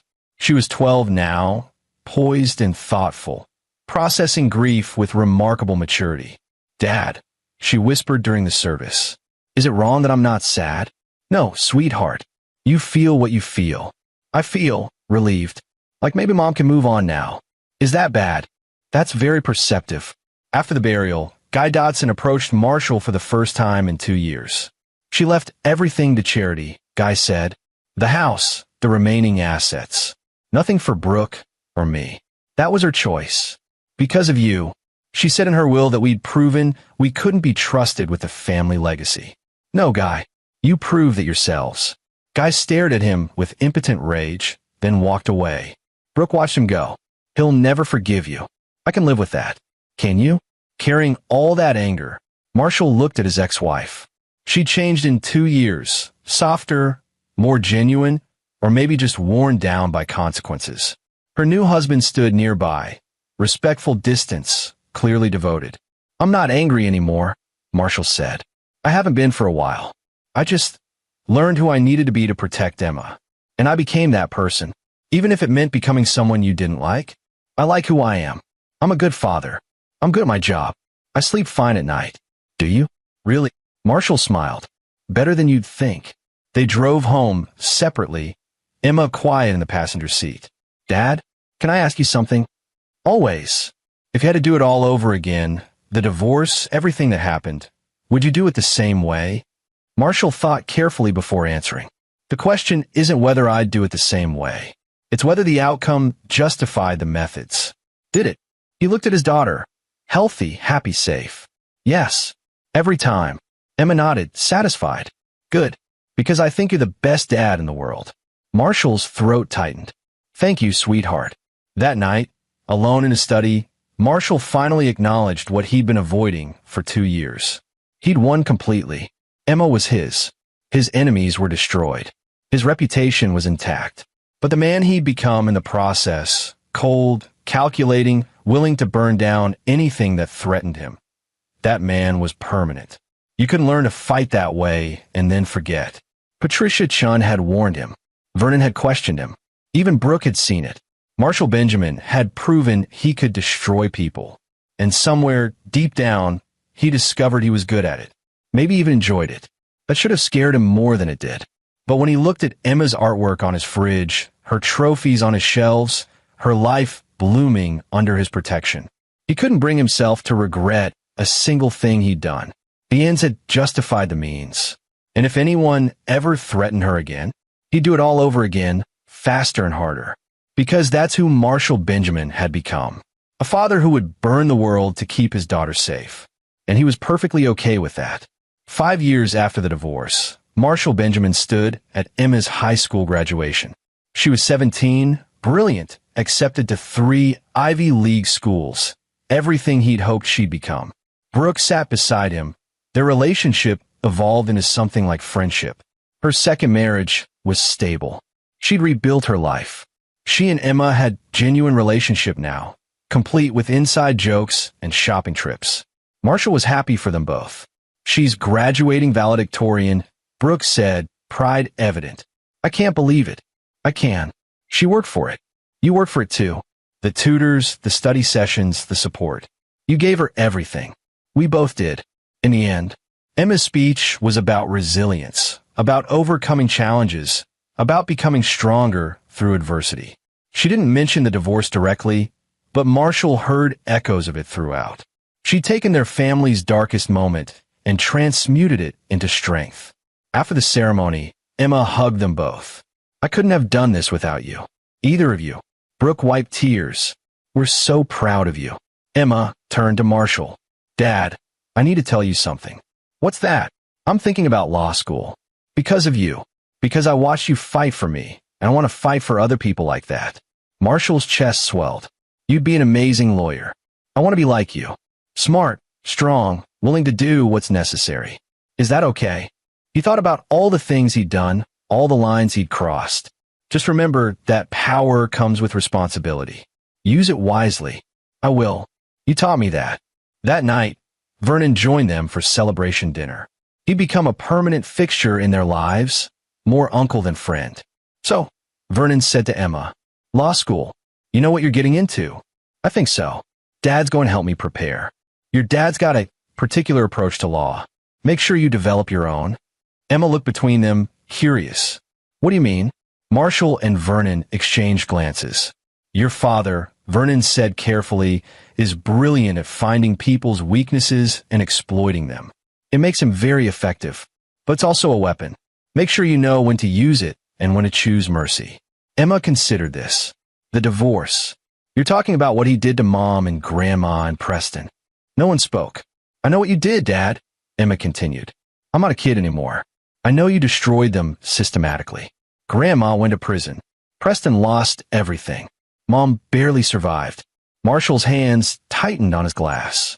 Emma, and I'm glad you did it, she said firmly, because they were hurting me. They were using me, and you stopped them. So yes, I want to learn to fight like you, because sometimes people need to be stopped. Just make sure, Brooke said quietly, that you never become the person who needs stopping. Emma nodded seriously. I won't. I promise. The dinner continued, conversation turning lighter. But Marshall couldn't shake Emma's words. I'm glad you did it. His daughter had seen everything he'd done and approved. That should have concerned him. Instead, it felt like validation. The story of Marshall Benjamin didn't end with the divorce or the destruction of his enemies or even Emma's graduation. It continued in the quiet moments, teaching Emma to drive, helping her move into her college dorm, watching her grow into a fierce, brilliant young woman who knew her worth and wouldn't settle for less. It continued in his work, where he'd become known as the lawyer you hired when you absolutely, positively needed to win and didn't care what it took. It continued in his relationship with Vernon, who'd become family in all the ways that mattered. And it continued in his relationship with Brooke, who'd learned her lesson and rebuilt herself into someone worthy of her daughter's respect. But most importantly, it continued in Marshall himself. He'd learned that he was capable of ruthlessness when necessary. That justice and law weren't always the same thing. That sometimes you had to become the monster to defeat the monsters. And he'd learned he was okay with that. Because at the end of the day, Emma was safe, healthy, and thriving. That was all that mattered. Everything else was just details. Preston Holmes worked at a car dealership, broken and irrelevant. Sophia Dodson was dead, her legacy in ashes. Guy Dodson lived paycheck to paycheck, dreams abandoned. Roland Barrera served 15 years for criminal negligence. And Marshall Benjamin? He'd won. Completely. Utterly. Finally. And anyone foolish enough to threaten his family in the future would learn the same lesson they'd learned. Marshall Benjamin protected what was his. Always. Without mercy. Without hesitation. Without regret. Because that's who he'd become. And he was perfectly fine with that. And there you have it. Another story comes to an end. What did you think? I'd love to hear your thoughts in the comments below. If you enjoy this story, consider joining our community by subscribing. It means the world to us. For more stories like this one, check out the recommended videos on screen. And I'll see you there. Hey everyone, and welcome back to Infidelity Tales Lab. To all our viewers across America, Europe, Asia, and beyond, thank you for being part of our worldwide community. We hope you enjoy today's story, so let's dive in. Chapter 1, The Promise. The anesthesia wore off slowly, like a fog lifting from a winter morning. I blinked against the harsh fluorescent lights of the recovery room, my mouth cotton dry and my thoughts scattered. Dr. Landry's face swam into view, his expression professional but pleased. Surgery went perfectly, Mr. Delacroix, he said, checking my vitals. The spinal fusion was successful, but recovery will be challenging. You'll need consistent help for at least 6 weeks. I nodded, wincing at the movement. At 48, I wasn't bouncing back from injuries like I used to. The construction accident 3 months ago had shattered 2 vertebrae, and after exhausting less invasive options, surgery became inevitable. My wife Melanie's face appeared next, her blonde hair perfectly styled even for a hospital visit. She smiled, but it didn't reach her eyes. After 23 years of marriage, I could read every micro-expression on her face. Something was off. "Don't worry, babe," she said, squeezing my hand. "We'll take care of everything." Our children, Preston and Bailey, stood awkwardly behind their mother. Preston, 22 and fresh out of the business school I'd paid for, fidgeted with his phone. Bailey, 19 and home from her sophomore year at UCLA, at least managed a smile that seemed genuine. "Yeah, Dad," Bailey said. "We've got it all arranged." "The whole family will help," Melanie added. "The doctor says you'll need supervision, help with medication, bathing, everything. We've cleared our schedules." I should have noticed the glance that passed between them, fleeting but loaded with something I was too drugged to interpret. Instead, I felt a surge of gratitude. "Thank you," I rasped. "I know this isn't how any of you wanted to spend your summer." Before my accident, I'd been Raymond Delacroix, the unstoppable force behind Delacroix Construction. I'd built the company from nothing after escaping my father's shadow. Hank Delacroix had been a mean drunk who taught me only what not to become. I'd worked my way up from day laborer to foreman, saved every penny, and started my own business at 25. Now we handled major commercial projects across 3 states. I'd fought for everything I had, and I'd given my family everything I never had growing up: stability, luxury, opportunity. I'd missed dinners and weekends to build something lasting for them. Now, for the first time, I needed them. The nurse provided detailed instructions. Dr. Landry explained to my family, "Mr. Delacroix will need help getting in and out of bed, bathing, and managing his medication schedule, which is absolutely critical. The first 2 weeks are especially important." "We understand," Melanie said firmly. "Ray is our priority." As they wheeled me toward the exit the next morning, I spotted Melanie texting rapidly, her manicured nails clicking against her screen. Preston and Bailey huddled together, whispering. I blamed my unease on the medication. The first day home went smoothly. Melanie helped me to the hospital bed we'd rented for the downstairs guest room. Bailey brought my medications on schedule, and Preston helped me to the bathroom when needed. I drifted in and out of a painkiller haze, grateful for their support.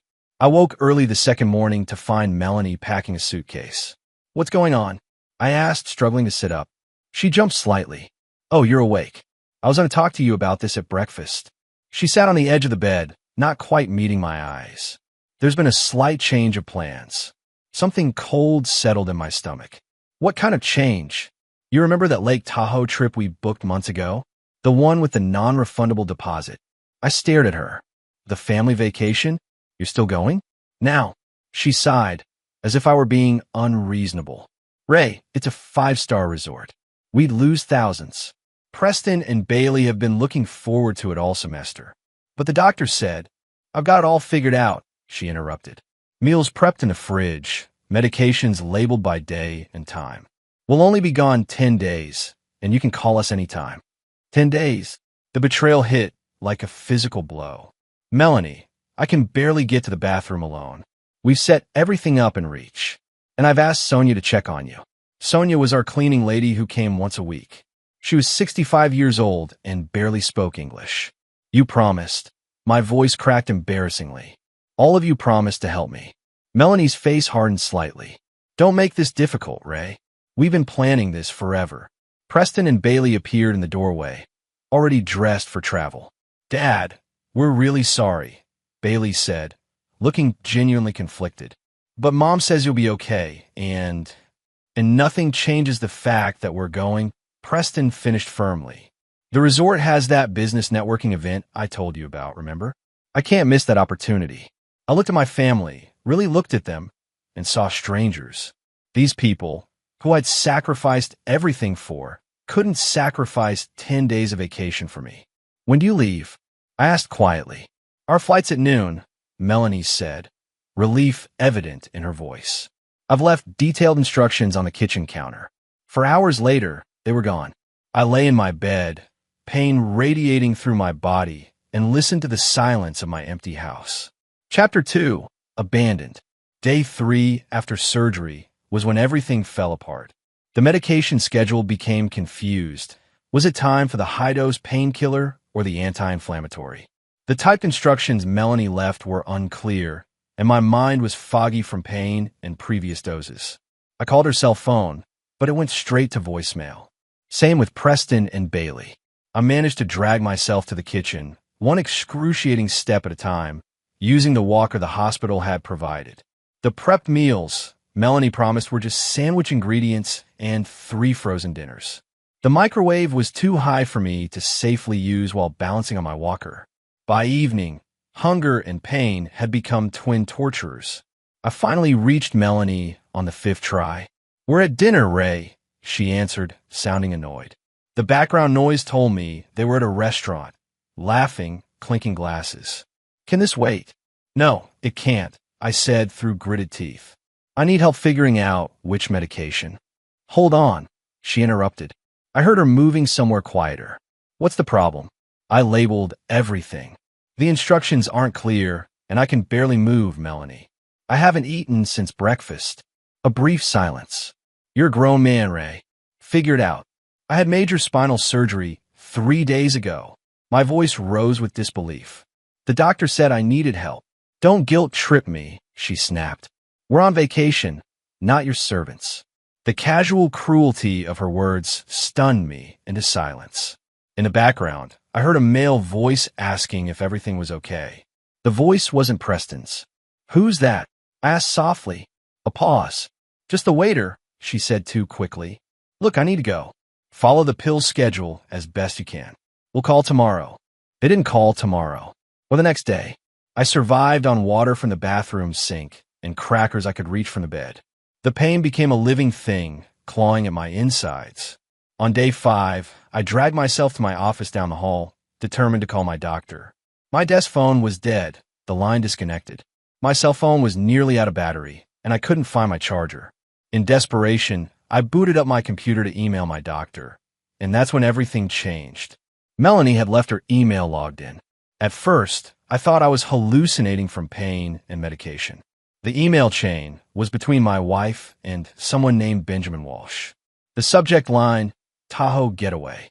Can't wait to feel your body against mine with nothing but the lake view as witness, read one message from Miss Benjamin. Ray's surgery was perfect timing, Melanie had replied. The kids think it's just a family vacation. 10 days of freedom. My hands trembled as I kept reading. The affair had been going on for over a year. Benjamin Walsh was my business partner Neil Walsh's cousin, a fact that added another layer of betrayal. The emails revealed that Preston and Bailey knew about the affair. They didn't approve, but they'd agreed to participate in this family vacation because Benjamin had promised Preston introductions to investors and Bailey his summer internship at his marketing firm. I read every email, each word a knife. Then I noticed a notification for a shared photo album. With numb fingers, I clicked it. There they were, my family and my wife's lover, posing in front of a luxury lake house. Melanie wrapped in Benjamin's arms. Preston shaking hands with men in expensive suits. Bailey lounging by a pool. All of them smiling, not a care in the world, while I lay neglected in agony. Thanks for showing me who you really are, I whispered to the empty room. I managed one phone call before my cell died completely. Not to Melanie or my children. Not even to Dr. Landry. I called Hugh Bannister, my oldest friend and the only person who knew everything about me, including the darkness I kept buried. "Hugh," I said when he answered. "I need you." He arrived 6 hours later with supplies, medication, and cold fury in his eyes. "Jesus Christ, Ray," he said, taking in my unwashed body, the empty water glasses, the confusion of pills. "They left you like this." "They left me for dead," I corrected quietly. "And now I'm going to return the favor." Chapter 3. The Decision. Hugh moved into my guest room for the next 2 weeks. A retired military medic turned private security consultant, he approached my recovery with tactical precision. He administered medications, changed bandages, helped me bathe, and cooked actual meals. More importantly, he listened as I poured out every bitter detail of my family's betrayal. "They've been laughing at me for God knows how long," I said one evening as we sat on the back patio. I was finally mobile enough to venture outside with a cane.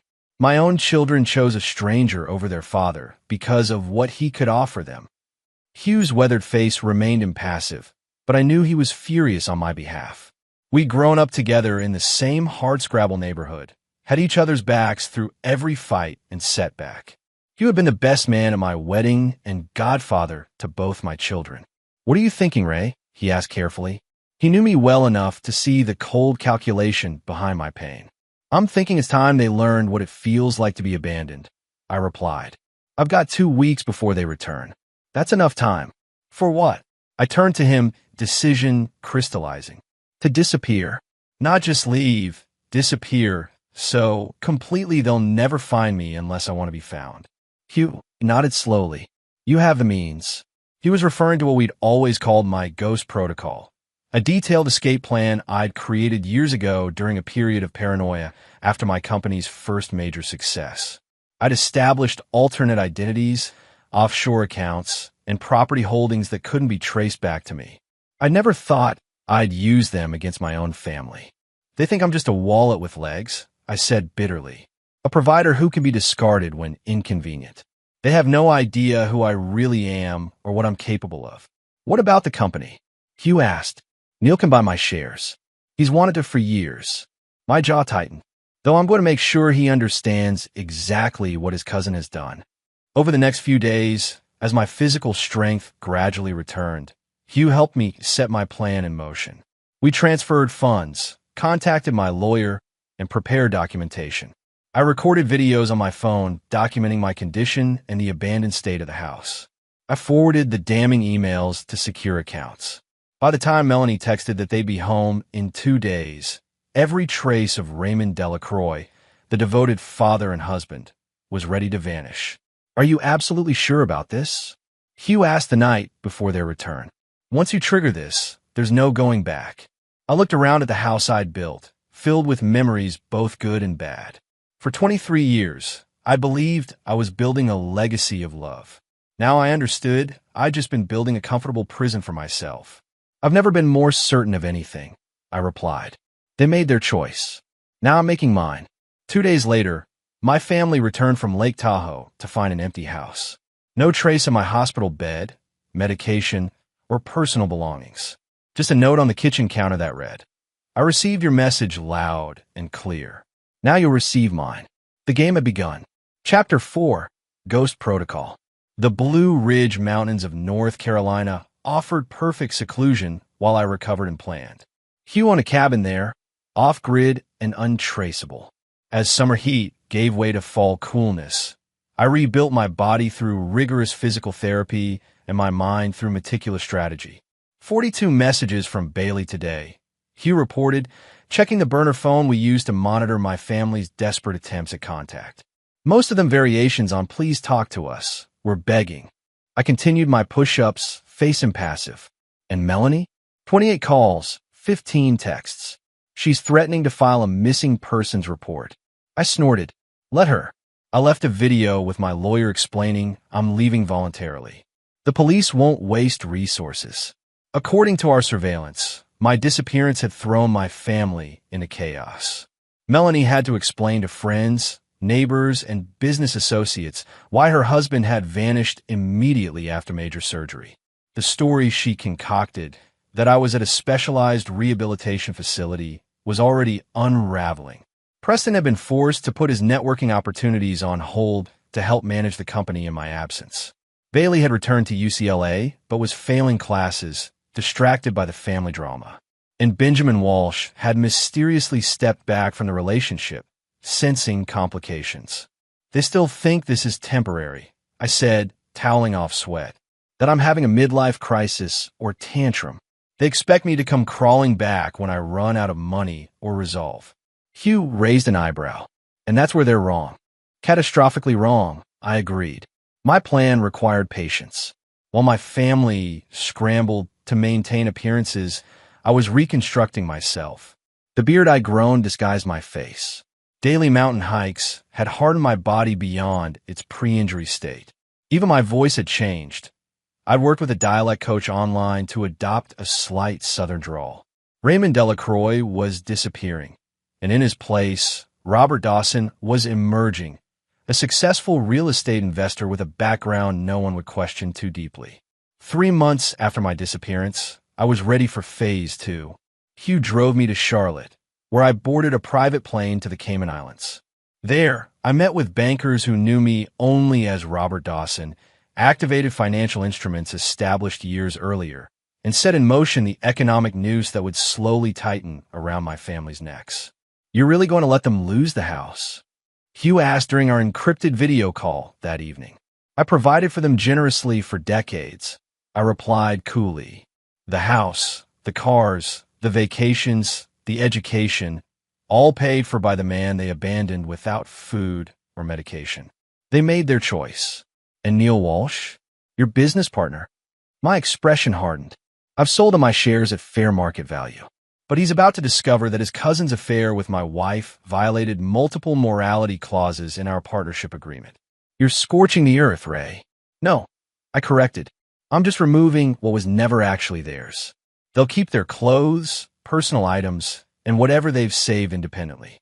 But everything I built, that's coming with me. By Christmas, 6 months after my disappearance, the effects were becoming clear. Melanie had been forced to sell her luxury car to cover mounting debts. Preston, unable to manage in my absence, had been sidelined at the company as Neil brought inexperienced management. Bailey had dropped out of UCLA, unable to afford tuition after the college fund I'd established mysteriously froze. Their text messages had evolved from angry demands to confused pleas to desperate bargaining. Dad, please, Bailey wrote in her latest message. Mom had to take a job at the mall. We might lose the house. Whatever we did, we're sorry. Just tell us what you want us to do. I didn't respond, but I took no pleasure in their suffering. This wasn't about punishment. It was about consequences. For the first time in their privileged lives, my wife and children were experiencing the harsh reality of betrayal. The reality I'd lived through in that empty house, in pain and alone. In January, I returned to the United States, not to my former home, but to Denver, Colorado, where Robert Dawson purchased a penthouse apartment with sweeping mountain views. With my new identity firmly established, I began building a new real estate development company, focusing on sustainable, affordable housing, the antithesis of the luxury properties my family had always expected. They hired a private investigator. Hugh informed me during his first visit to my new home. Amateur hour. The guy's looking for Raymond Delacroix, not Robert Dawson. I nodded, gazing out at the snow-capped Rockies. And Benjamin Walsh? Hugh's mouth twitched in what might have been satisfaction. Left town after his cousin's business took a nosedive. Apparently, He's not interested in Melanie now that the money's gone. Of course not, I said quietly. He wanted what I built, not who she is. The final pieces are in place, Hugh said. Are you ready for the last phase? I turned to face my oldest friend. It's time for the Delacroix family to learn that actions have permanent consequences. Chapter 5, Visible Ghosts. Spring brought renewal to Denver, but final reckonings to my former family. On the anniversary of my surgery, a date etched in my memory by pain and betrayal, I put the final phase of my plan into motion. First came the certified letters from my attorney, delivered simultaneously to Melanie, Preston, and Bailey at the modest apartment they now shared. The letters outlined in precise legal language exactly what they had lost and why. Melanie's divorce papers cited abandonment and adultery, with copies of the incriminating emails attached. Her settlement, exactly what our prenuptial agreement specified for infidelity, nothing. Preston received documentation showing that his shares in Delacroix Construction had been legally forfeited when he breached his fiduciary duty by aiding in his mother's deception during my medical emergency. Bailey received notice that while her college trust had been frozen, it wasn't gone. It had been converted to a scholarship fund for underprivileged students, with the stipulation that she could never benefit from it. Each letter ended with the same statement. Raymond Delacroix has moved forward with his life and requests no further contact. That should be the end of it, I told Hugh during our weekly encrypted call. They know the truth now. They can accept it and move on.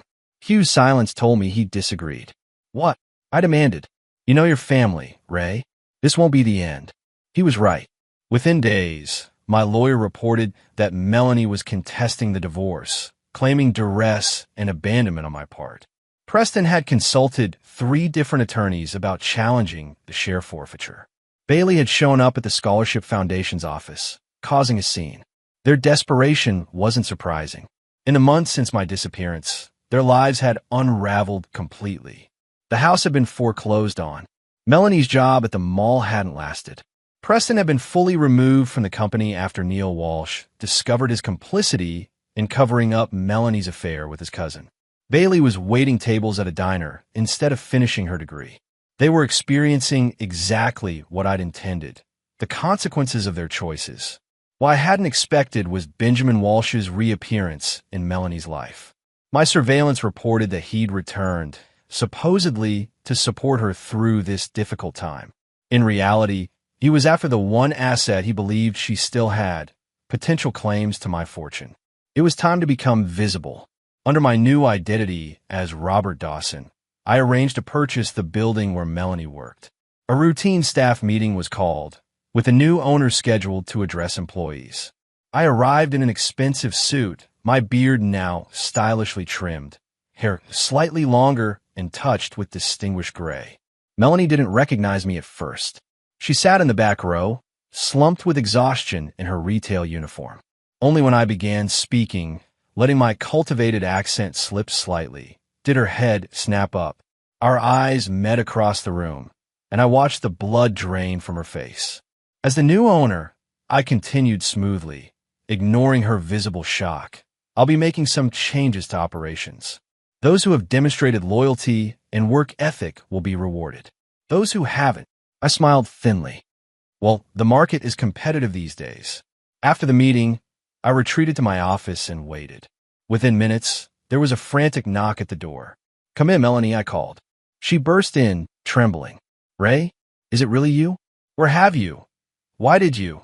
She moved toward me, arms outstretched. I held up a hand, stopping her. That's not my name anymore, and you've lost the right to ask me anything. Please, she begged, tears spilling. You have to listen. I've lost everything.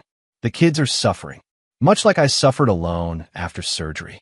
I asked mildly, when you were enjoying Lake Tahoe with your lover? Her face crumpled. It was a terrible mistake. I didn't think. That's correct. You didn't think I would ever stand up for myself. You didn't think your comfortable life could disappear. You didn't think consequences would apply to you. Ray, Robert, whatever you're calling yourself, she whispered. I'm still your wife. Not for much longer, I replied. And this meeting isn't about reconciliation. It's about clarity. I want you to understand exactly why your life has fallen apart. and I want you to explain it to our children. I slid a folder across the desk. Inside is documentation of everything. The emails, the photos from your vacation, the text messages between you and Benjamin planning how to leave me alone after surgery. I want Preston and Bailey to see who their mother really is. They'll hate me, she whispered. Perhaps, I agreed. Or perhaps they'll recognize their own complicity. Either way, they deserve the truth. And then what? She asked. After we've seen all this, what happens? I leaned back in my chair. Then nothing. Your life continues as it is. My life continues as Robert Dawson. The only difference is that illusions will be stripped away. You can't mean that, she said desperately. After 23 years, you can't just. Actually, I can. You taught me that, Melanie. When you said, we're on vacation, not your servants, you taught me that decades of marriage mean nothing when convenience is at stake. I stood, indicating our meeting was over. You have 48 hours to share those documents with Preston and Bailey. After that, I'll do it myself. And Benjamin? She asked quietly. I smiled coldly. Mr. Walsh is about to have his own reckoning. Chapter 6. Web of Consequences. Benjamin Walsh lived in a glass and steel downtown loft that screamed new money. Exactly the type of flashy, substanceless dwelling that would appeal to a man who pursued married women and leveraged family connections for business advantage. I studied his habits for a week before making my move. Every morning, he left his building at precisely 7:15 a.m., walked to a local coffee shop, then took his BMW to his office. His predictability made him vulnerable. On a crisp Monday morning, I waited in the coffee shop, newspaper raised to obscure my face. When Benjamin entered, I watched him order his usual complicated espresso drink, then followed him to the sugar station. "Excuse me," I said, deliberately bumping into him and causing him to spill his drink. "Hey, watch it," he snapped, then froze as recognition dawned. "Delacroix, let's talk outside," I said quietly. "Unless you prefer, I make a scene about how you slept with my wife while I was recovering from surgery." His face paled, and he followed me to a secluded bench in a nearby park. "How did you find me?" he asked, visibly nervous. "Finding people is easy when you have resources," I replied. "And despite your best efforts with my wife, I still have considerable resources. Look, whatever happened between Melanie and me was a conspiracy to abandon an injured man," I finished. "Don't pretend it was a love story, Benjamin. We both know you were after my connections, my lifestyle. You wanted what I built." He swallowed hard. "What do you want from me? Money? I don't have much left since Neil's company." "I'm well aware of your financial situation," I interrupted. "After all, I engineered it." His eyes widened. "You? But how?" "The same way I'm going to engineer what happens next if you don't follow my instructions exactly." I handed him an envelope. Inside are plane tickets to Phoenix and information on a job opportunity. Your qualifications have been slightly enhanced to ensure you get the position. "You want me to move to Arizona?" he asked incredulously. "I want you out of my family's life permanently," I corrected. "The job is legitimate. The apartment is paid for 6 months. Consider it a fresh start. One you don't deserve, but I'm providing anyway. And if I refuse?" I smiled thinly. "Then the evidence of how you manipulated my children with false promises while sleeping with their mother gets sent to every business contact in your phone. The documentation of your involvement in my abandonment goes to the police to explore potential criminal negligence. And the records of your previous affairs, yes, I know about those too, go to the women's husbands." Benjamin stared at me, hatred and fear warring in his expression. "You're insane." "No," I replied calmly. "I'm thorough. You have 48 hours to accept the job and be on that plane. After that, the consequences begin." I stood to leave, then paused. "One more thing. If you contact Melanie or my children ever again, even to say goodbye, all the evidence drops immediately. Am I clear?" He nodded mutely. "Good. Enjoy Phoenix, Mr. Walsh. I hear the dry heat is good for people with character deficiencies." That evening, I met Preston at his cramped one-bedroom apartment. Unlike his mother, he recognized me immediately when I knocked on his door. "Dad," he whispered, looking like he'd seen a ghost. You're alive. Disappointed? I asked, stepping past him into the apartment. No. God, no. We've been looking everywhere for you. Why did you? His voice broke. Why did you destroy everything? The company, our home, my future.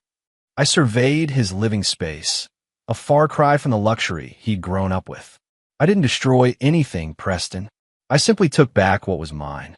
But, did you read the documents your mother received? I interrupted. He nodded, not meeting my eyes. The emails. The arrangements for the trip. You knew about her affair with Benjamin Walsh before we even left for the hospital, didn't you? His silence was answer enough. You chose a business networking opportunity over your father's health and safety, I continued. You chose Benjamin's empty promises over your obligations to the man who gave you everything. I thought you'd be okay, he mumbled. Mom said, your mother lied. I cut in, and you chose to believe her because it was convenient. Because a luxury vacation and career opportunities mattered more than basic human decency. Preston sank onto his worn couch, head in his hands. So, this is punishment? Taking everything away. This is reality, I corrected. You're experiencing the natural consequence of your choices. For the first time in your life, you're not being protected from your own actions. What do you want from me? He asked, looking up with reddened eyes. Nothing, I replied simply. I want nothing from you, Preston. Not a relationship, not forgiveness, not understanding. I simply wanted you to see me one last time and know exactly why things happened as they did. That's it? You're just going to disappear again. I moved toward the door. Raymond Delacroix disappeared a year ago. I'm Robert Dawson now, and Robert has no children. Dad, please, he begged, rising. We can fix this. I'll do anything. I paused at the door. That's the final lesson, Preston. Some things can't be fixed. Some betrayals can't be undone. The last visit was to Bailey at the diner where she worked. I sat in her section, menu raised, watching her hurry between tables. Her face was thinner, her movements harried. When she finally approached my table, she didn't look up from her notepad. What can I get you today? She asked mechanically. The truth would be nice, I replied in my natural voice. Her head snapped up, eyes widening in shock. Dad? She whispered, nearly dropping her notepad. I gestured to the empty seat across from me. Sit down, Bailey. She glanced nervously at her manager, then slid into the booth. Where have you been? Why did I leave? I finished. Or why did I take back everything I provided? The answer to both is in the documents your mother should have shared with you. Tears filled her eyes. She showed us. The emails, the photos, everything. But Dad, I didn't know how bad it was when we left. I swear I thought you'd be okay. You chose a poolside vacation over helping your father recover from spinal surgery. I said evenly. You chose Benjamin Walsh's empty internship promises over basic human decency. I was wrong, she admitted, a tear sliding down her cheek. We were all wrong. But does that mean you have to destroy our lives completely? I had to drop out of UCLA. Mom can barely afford rent. Preston is experiencing the natural consequences of his choices. I finished. As are you. As is your mother. So that's it. No forgiveness. No second chances.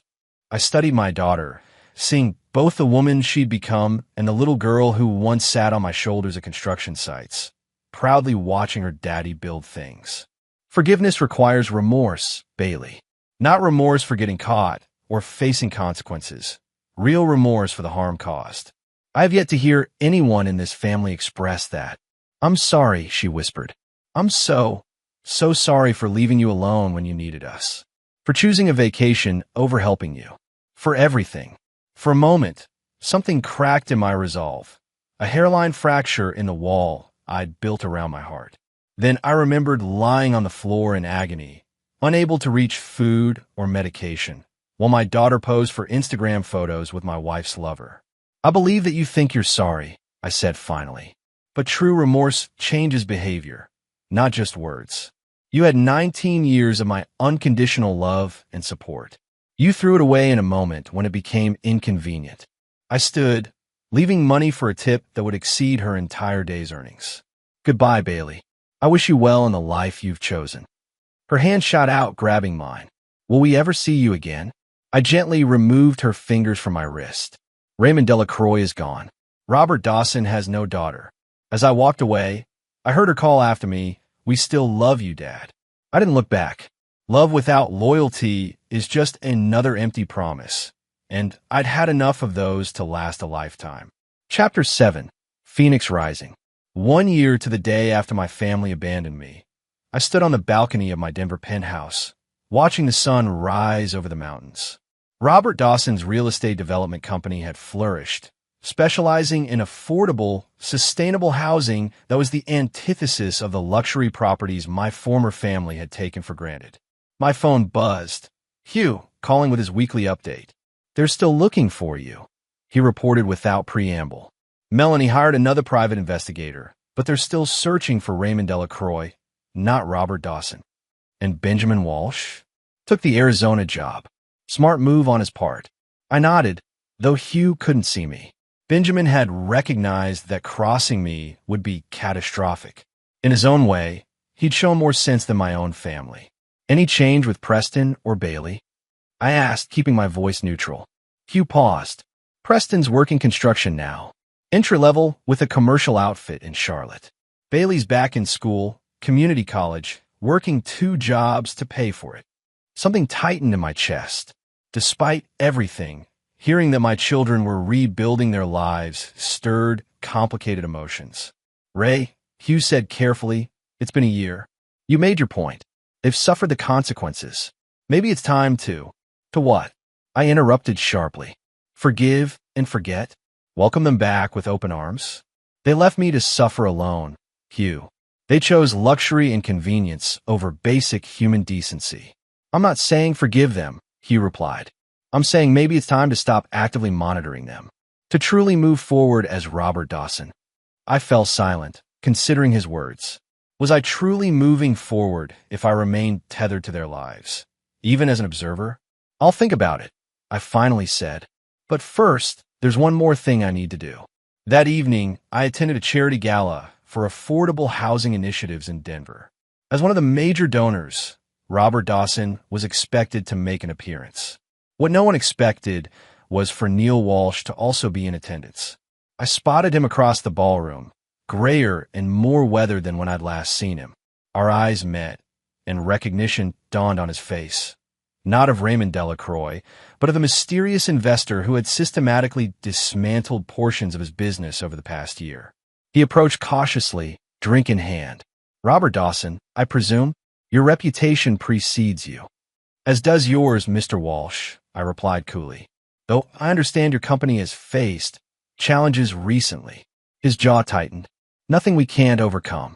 Business has cycles." "Indeed it does. Much like loyalty and betrayal." Confusion crossed his features, then slowly transformed into dawning horror as he studied my face more carefully. "My God," he whispered. "Ray." I smiled thinly. "That name no longer applies to me. But I'm curious. How much did you know about your cousin's relationship with my wife while I was recovering from surgery?" Neil paled visibly. "I swear I had no idea until after you disappeared. When I found out, I cut ties with Benjamin immediately. Yet you benefited from my absence," I noted. "Acquire my shares at market value, took full control of the company." "That was business, not personal," he protested. "I thought you'd abandoned everything." "I abandoned nothing," I corrected.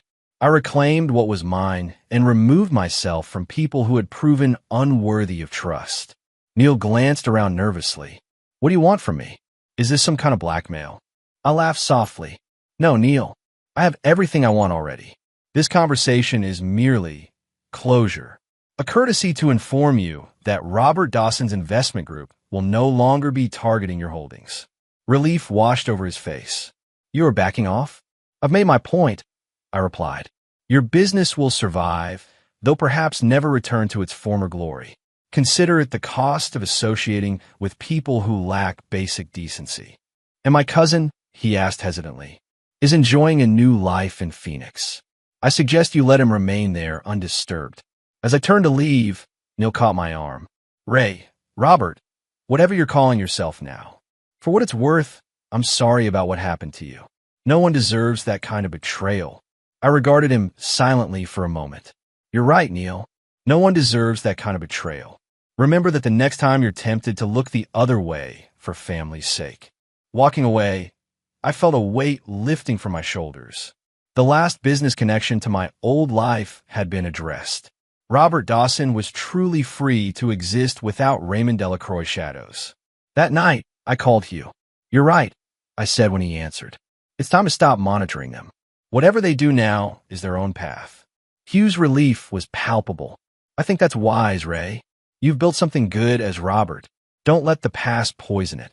There's just one more thing," I added. "I want you to arrange a trust for Bailey's education. Anonymous. Enough to cover community college and transfer to a state university if she maintains her grades. She's working hard to rebuild. I won't stand in the way of that." "And Preston? Melanie?" "Nothing," I said firmly. "Preston chose his path with open eyes. And Melanie made her choice long ago." "You're a complicated man, my friend," Hugh said quietly. "No," I corrected. "Just a man who understands that not all betrayals are equal." Chapter 8. Confrontations. 3 days after my conversation with Neil Walsh, as I was leaving my office in downtown Denver, a familiar figure stepped out of the shadows of the parking garage. "Hello, Robert," Melanie said, using my new name deliberately. "Or do you still answer to Ray when no one's around?" I kept my expression neutral, though inwardly I was calculating how she'd found me. Neil Walsh was the obvious answer. "Melanie," I acknowledged, "you're a long way from home." She looked different, thinner, with stress lines around her eyes, and cheaper clothes than she'd been accustomed to. But her spine was straight, her gaze direct. "Home," she laughed bitterly. "You took our home. You took everything. I took back what was mine," I corrected. "What you forfeited when you chose a luxury vacation with your lover over basic human decency." She flinched, but didn't back down. "I've a year to think about what happened, to recognize my mistakes and live with the consequences. But this vendetta goes beyond justice, Ray. This is cruelty." "Cruelty?" I raised an eyebrow. "Like leaving a man who just had spinal surgery alone, without proper food or medication. That kind of cruelty." "I was wrong," she admitted, her voice cracking slightly. "Terribly, unforgivably wrong. What I did was selfish and callous, and I will regret it for the rest of my life. Yet here you are, seeking what? Forgiveness? Restoration? Money? Closure," she said simply. "And to deliver these." She held out a manila envelope. When I made no move to take it, she placed it on the hood of my car. "Letters from Preston and Bailey," she explained. "Things they need to say to you, whether you want to hear them or not." "And from you?" I asked coldly. "I've said my piece to your face. I wasn't a good wife, Ray. Even before everything. I took you for granted. Resented your work hours while enjoying the lifestyle they provided. When Benjamin showed interest, it fed something in me that I should have addressed honestly with you instead." Her candor was unexpected. For a moment, I saw a flicker of the woman I'd once loved, direct, unflinching. "That doesn't excuse what you did," I said. "Nothing excuses what I did," she agreed.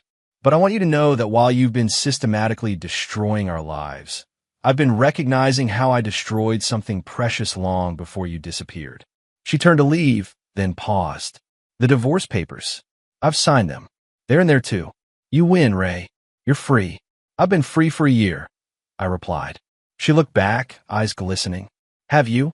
"Because the man I married, for all his flaws and mine, wasn't cruel. He was tough, demanding, sometimes distant, but never cruel." This elaborate punishment scheme? This isn't freedom. It's a prison of your own making.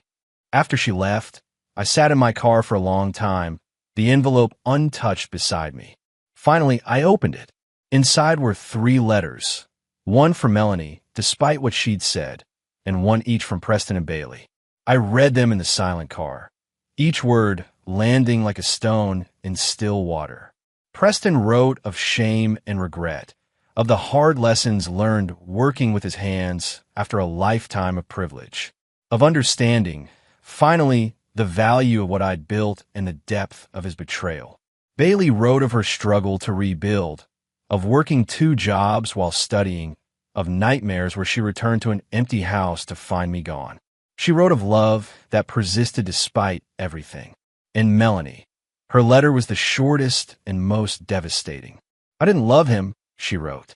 I loved the reflection of myself in his eyes, younger, desired, unencumbered by responsibility.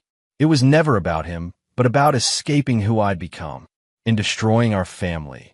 I've been forced to face that woman in the mirror without illusions. I don't ask forgiveness. I don't deserve it. I ask only that you don't punish our children for my failures. They were following my lead, as they always had. Direct your justified rage at me alone. I drove home in silence, the letters burning a hole in my pocket. For the first time in a year, the righteousness of my revenge fell hollow. That night, I received a text from an unknown number. Dad, it's Bailey. Mom told us she found you. I don't expect forgiveness or money or anything.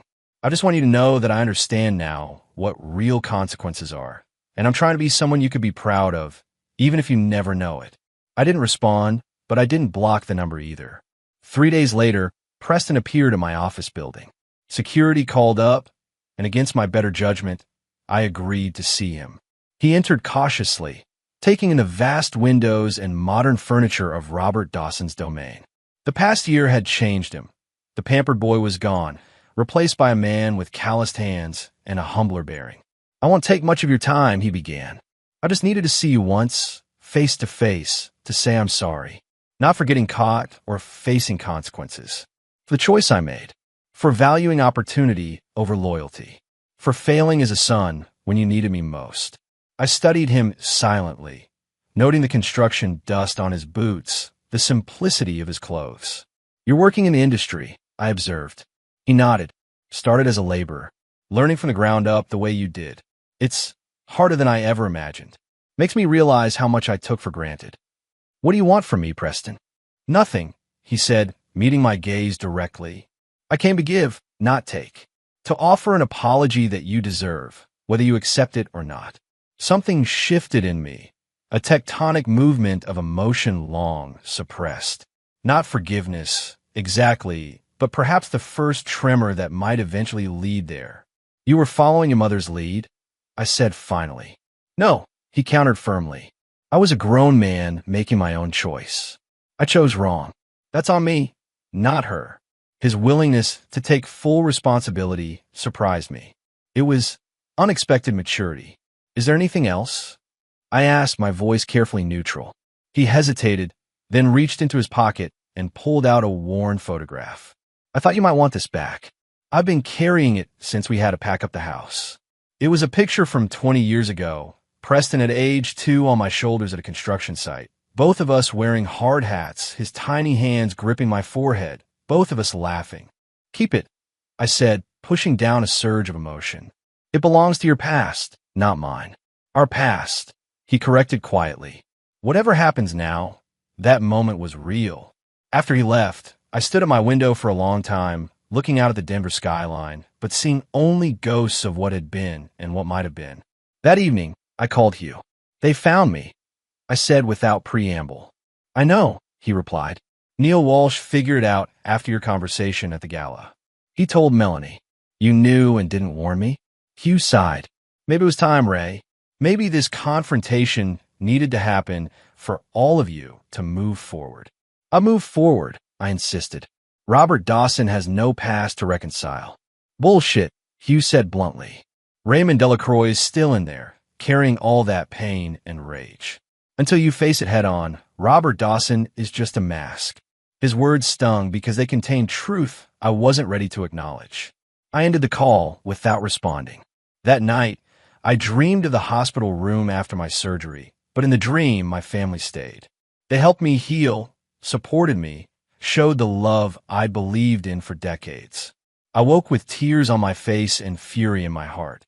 Not at them, but at myself for still carrying the wound so deeply. Chapter 9. Final Reckonings. 2 weeks after the confrontations with my former family, I stood in the boardroom of my company, finalizing plans for our most ambitious project yet. A mixed-use development that would provide affordable housing, community spaces, and small business opportunities in a neglected part of Denver. The Robert Dawson Foundation will contribute 30% of the funding, I told my executive team. The rest will come from our investment partners and municipal bonds. This could transform the neighborhood, my lead architect commented, studying the plans. It's exactly the kind of project that defines who we are as a company. Who we are. The phrase echoed in my mind as the meeting concluded. Robert Dawson had built something meaningful from the ashes of Raymond Delacroix's life. Something perhaps more valuable than what had been lost. As I returned to my office, my assistant intercepted me. "Sir, there's a young woman waiting to see you. She doesn't have an appointment, but she's very insistent. Says her name is Bailey." I paused, conflicting emotions warring within me. "How long has she been waiting?" "Nearly 3 hours," my assistant replied. "I told her you were in meetings all day, but she said she'd wait as long as necessary." After a moment's consideration, I nodded. "Send her in." Bailey entered cautiously, her eyes taking in the office before settling on me. She looked both familiar and like a stranger, my daughter and yet not my daughter. "Thank you for seeing me," she said, remaining standing even when I gestured to a chair. "I'll be brief. What can I do for you?" I asked, maintaining Robert Dawson's slight southern drawl. She smiled faintly. "You don't have to keep up the accent with me, but I understand if it helps maintain the distance you need." I switched back to my natural voice. "Why are you here, Bailey?" "To thank you," she said simply. "The anonymous trust for my education." "I know it was you." I stiffened. "I don't know what you're talking about." "Yes, you do," she replied gently. "The timing, the conditions, the amounts, they're too specific to be coincidence. And though you want to hate us, you still care enough to make sure I can finish school. If you came for more—" "I didn't," she interrupted. "I came to show you this." She placed a document on my desk, her grades from community college. Straight A's across the board. "I'm transferring to Colorado State in the fall," she continued. "Not because it's prestigious or expensive, but because they have an excellent social work program. I want to help people who've been abandoned or betrayed by those they trusted." I've learned something about that perspective. I studied her face, searching for manipulation or deception, but found only earnest determination. "Why social work?" I asked despite myself. "You always wanted marketing, fashion, glamorous things." "I wanted those things because they seemed easy and fun," she admitted. "Now, I want work that matters, that helps fix broken things. Maybe because I couldn't fix our family. Something caught in my throat. Some things can't be fixed, Bailey." "I know," she said softly, "but they can be acknowledged. The pain can be honored rather than ignored. That's what I'm learning to do." She turned to leave, then paused at the door. "Mom and Preston don't know I'm here. This was just between you and me. A thank you, not an attempt to change your mind or heart. Those belong to you alone." After she left, I sat motionless, staring at her transcript on my desk. The straight A's represented more than academic achievement. They were evidence of a transformation, a consequence of consequences. That evening, I met Hugh for dinner at a quiet restaurant overlooking the city lights. "Bailey came to see me today," I told him after we'd ordered. "She knew about the education trust." Hugh nodded. "Smart girl. Always was. She's studying social work now. Wants to help people who've been abandoned." "Interesting choice," Hugh observed neutrally. I toyed with my water glass. She thanked me, Hugh. No begging, no manipulation. Just gratitude. "And how did that make you feel?" I shot him an irritated glance. "Don't play therapist with me." "Not playing anything," he replied. "Just asking a question friend to friend." I sighed, considering the truth of his question. It made me feel seen, like someone finally understood that this wasn't just about revenge or punishment. It was about justice, consequences. "And has justice been served?" Hugh asked quietly. "Has enough pain been inflicted to balance the scales?" "That's not fair," I protested. "Isn't it? You crafted an elaborate plan to make them suffer as you suffered. They've lost their home, their status, their comfort. Melanie lost her husband and reputation. Preston lost his inheritance and position. They've spent a year paying for 10 days of cruelty and selfishness. At what point is the debt paid?" I stared out at the city lights, considering his words. "You think I should forgive them?" "I think," Hugh said carefully, "that Robert Dawson has built something valuable and meaningful. Something that could be his legacy instead of his hiding place. I think holding on to Raymond Delacroix's pain serves no one, least of all you." "And what would forgiveness even look like?" I asked, genuinely uncertain. "Welcome him back into my life? Pretend nothing happened?" Hugh shook his head. Forgiveness doesn't mean restoration, Ray. It means releasing the active desire to see them suffer. It means allowing them, and yourself, to move forward without the weight of the past dictating every step. Later that night, standing on my penthouse balcony, I made a decision. Not about forgiveness, I wasn't ready for that, but about ending the active pursuit of retribution. About allowing natural consequences to unfold without my hand continually tipping the scales. The next morning, I called my lawyer. I want to establish 3 trusts, I instructed. 1 for Melanie Delacroix, 1 for Preston Delacroix, and 1 to formalize the existing arrangement for Bailey Delacroix. Generous ones, I assume, he asked, knowing my resources. Adequate, I corrected.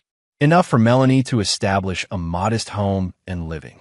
Enough for Preston to finish his education, if he chooses. Bailey's remains for her education only. And the conditions? No contact requirements. No public acknowledgments. They receive quarterly payments regardless of their behavior toward me.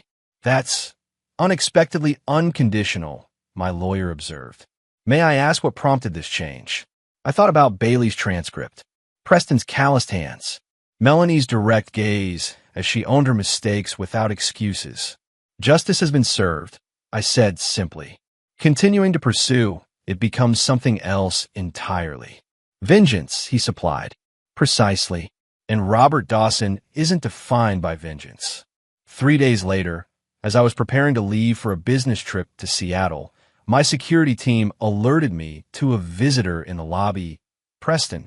Send him up, I decided after a moment's consideration. When he entered my penthouse, he carried a toolbox and wore work clothes. Your assistant mentioned you had some cabinets that needed repair, he said by way of greeting. I'm between jobs this week. I stared at him, nonplussed. You came to fix my cabinets. He shrugged. I came to offer something I'm actually qualified to give. Not money or status or connections. Just skilled labor. The gesture, practical, humble, entirely unexpected, caught me off guard. The kitchen cabinet doors do stick, I admitted. Preston nodded and moved to the kitchen, setting down his toolbox and examining the hinges with professional focus. I watched him work skillfully, methodically, without complaint or expectation. You've learned, I observed. Starting from zero will do that, he replied without looking up. When everything's taken away, you figure out what you can actually build with your own 2 hands. As he finished adjusting the final hinge, testing the door's smooth swing, he added, Mom got notification of the trust you established. She cried for hours. It's not forgiveness, I said quickly. It's just mercy, Preston finished. We don't deserve it. We know that.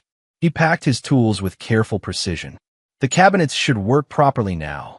If they give you any more trouble, call me. No charge. It's the least I can do. After he left, I ran my hand over the smooth operation of the cabinet doors, thinking about things broken and things repaired. About mercy that wasn't forgiveness, but might someday lead there. That night, I received a text message from Melanie. Thank you for the trust. I don't deserve your kindness after my cruelty.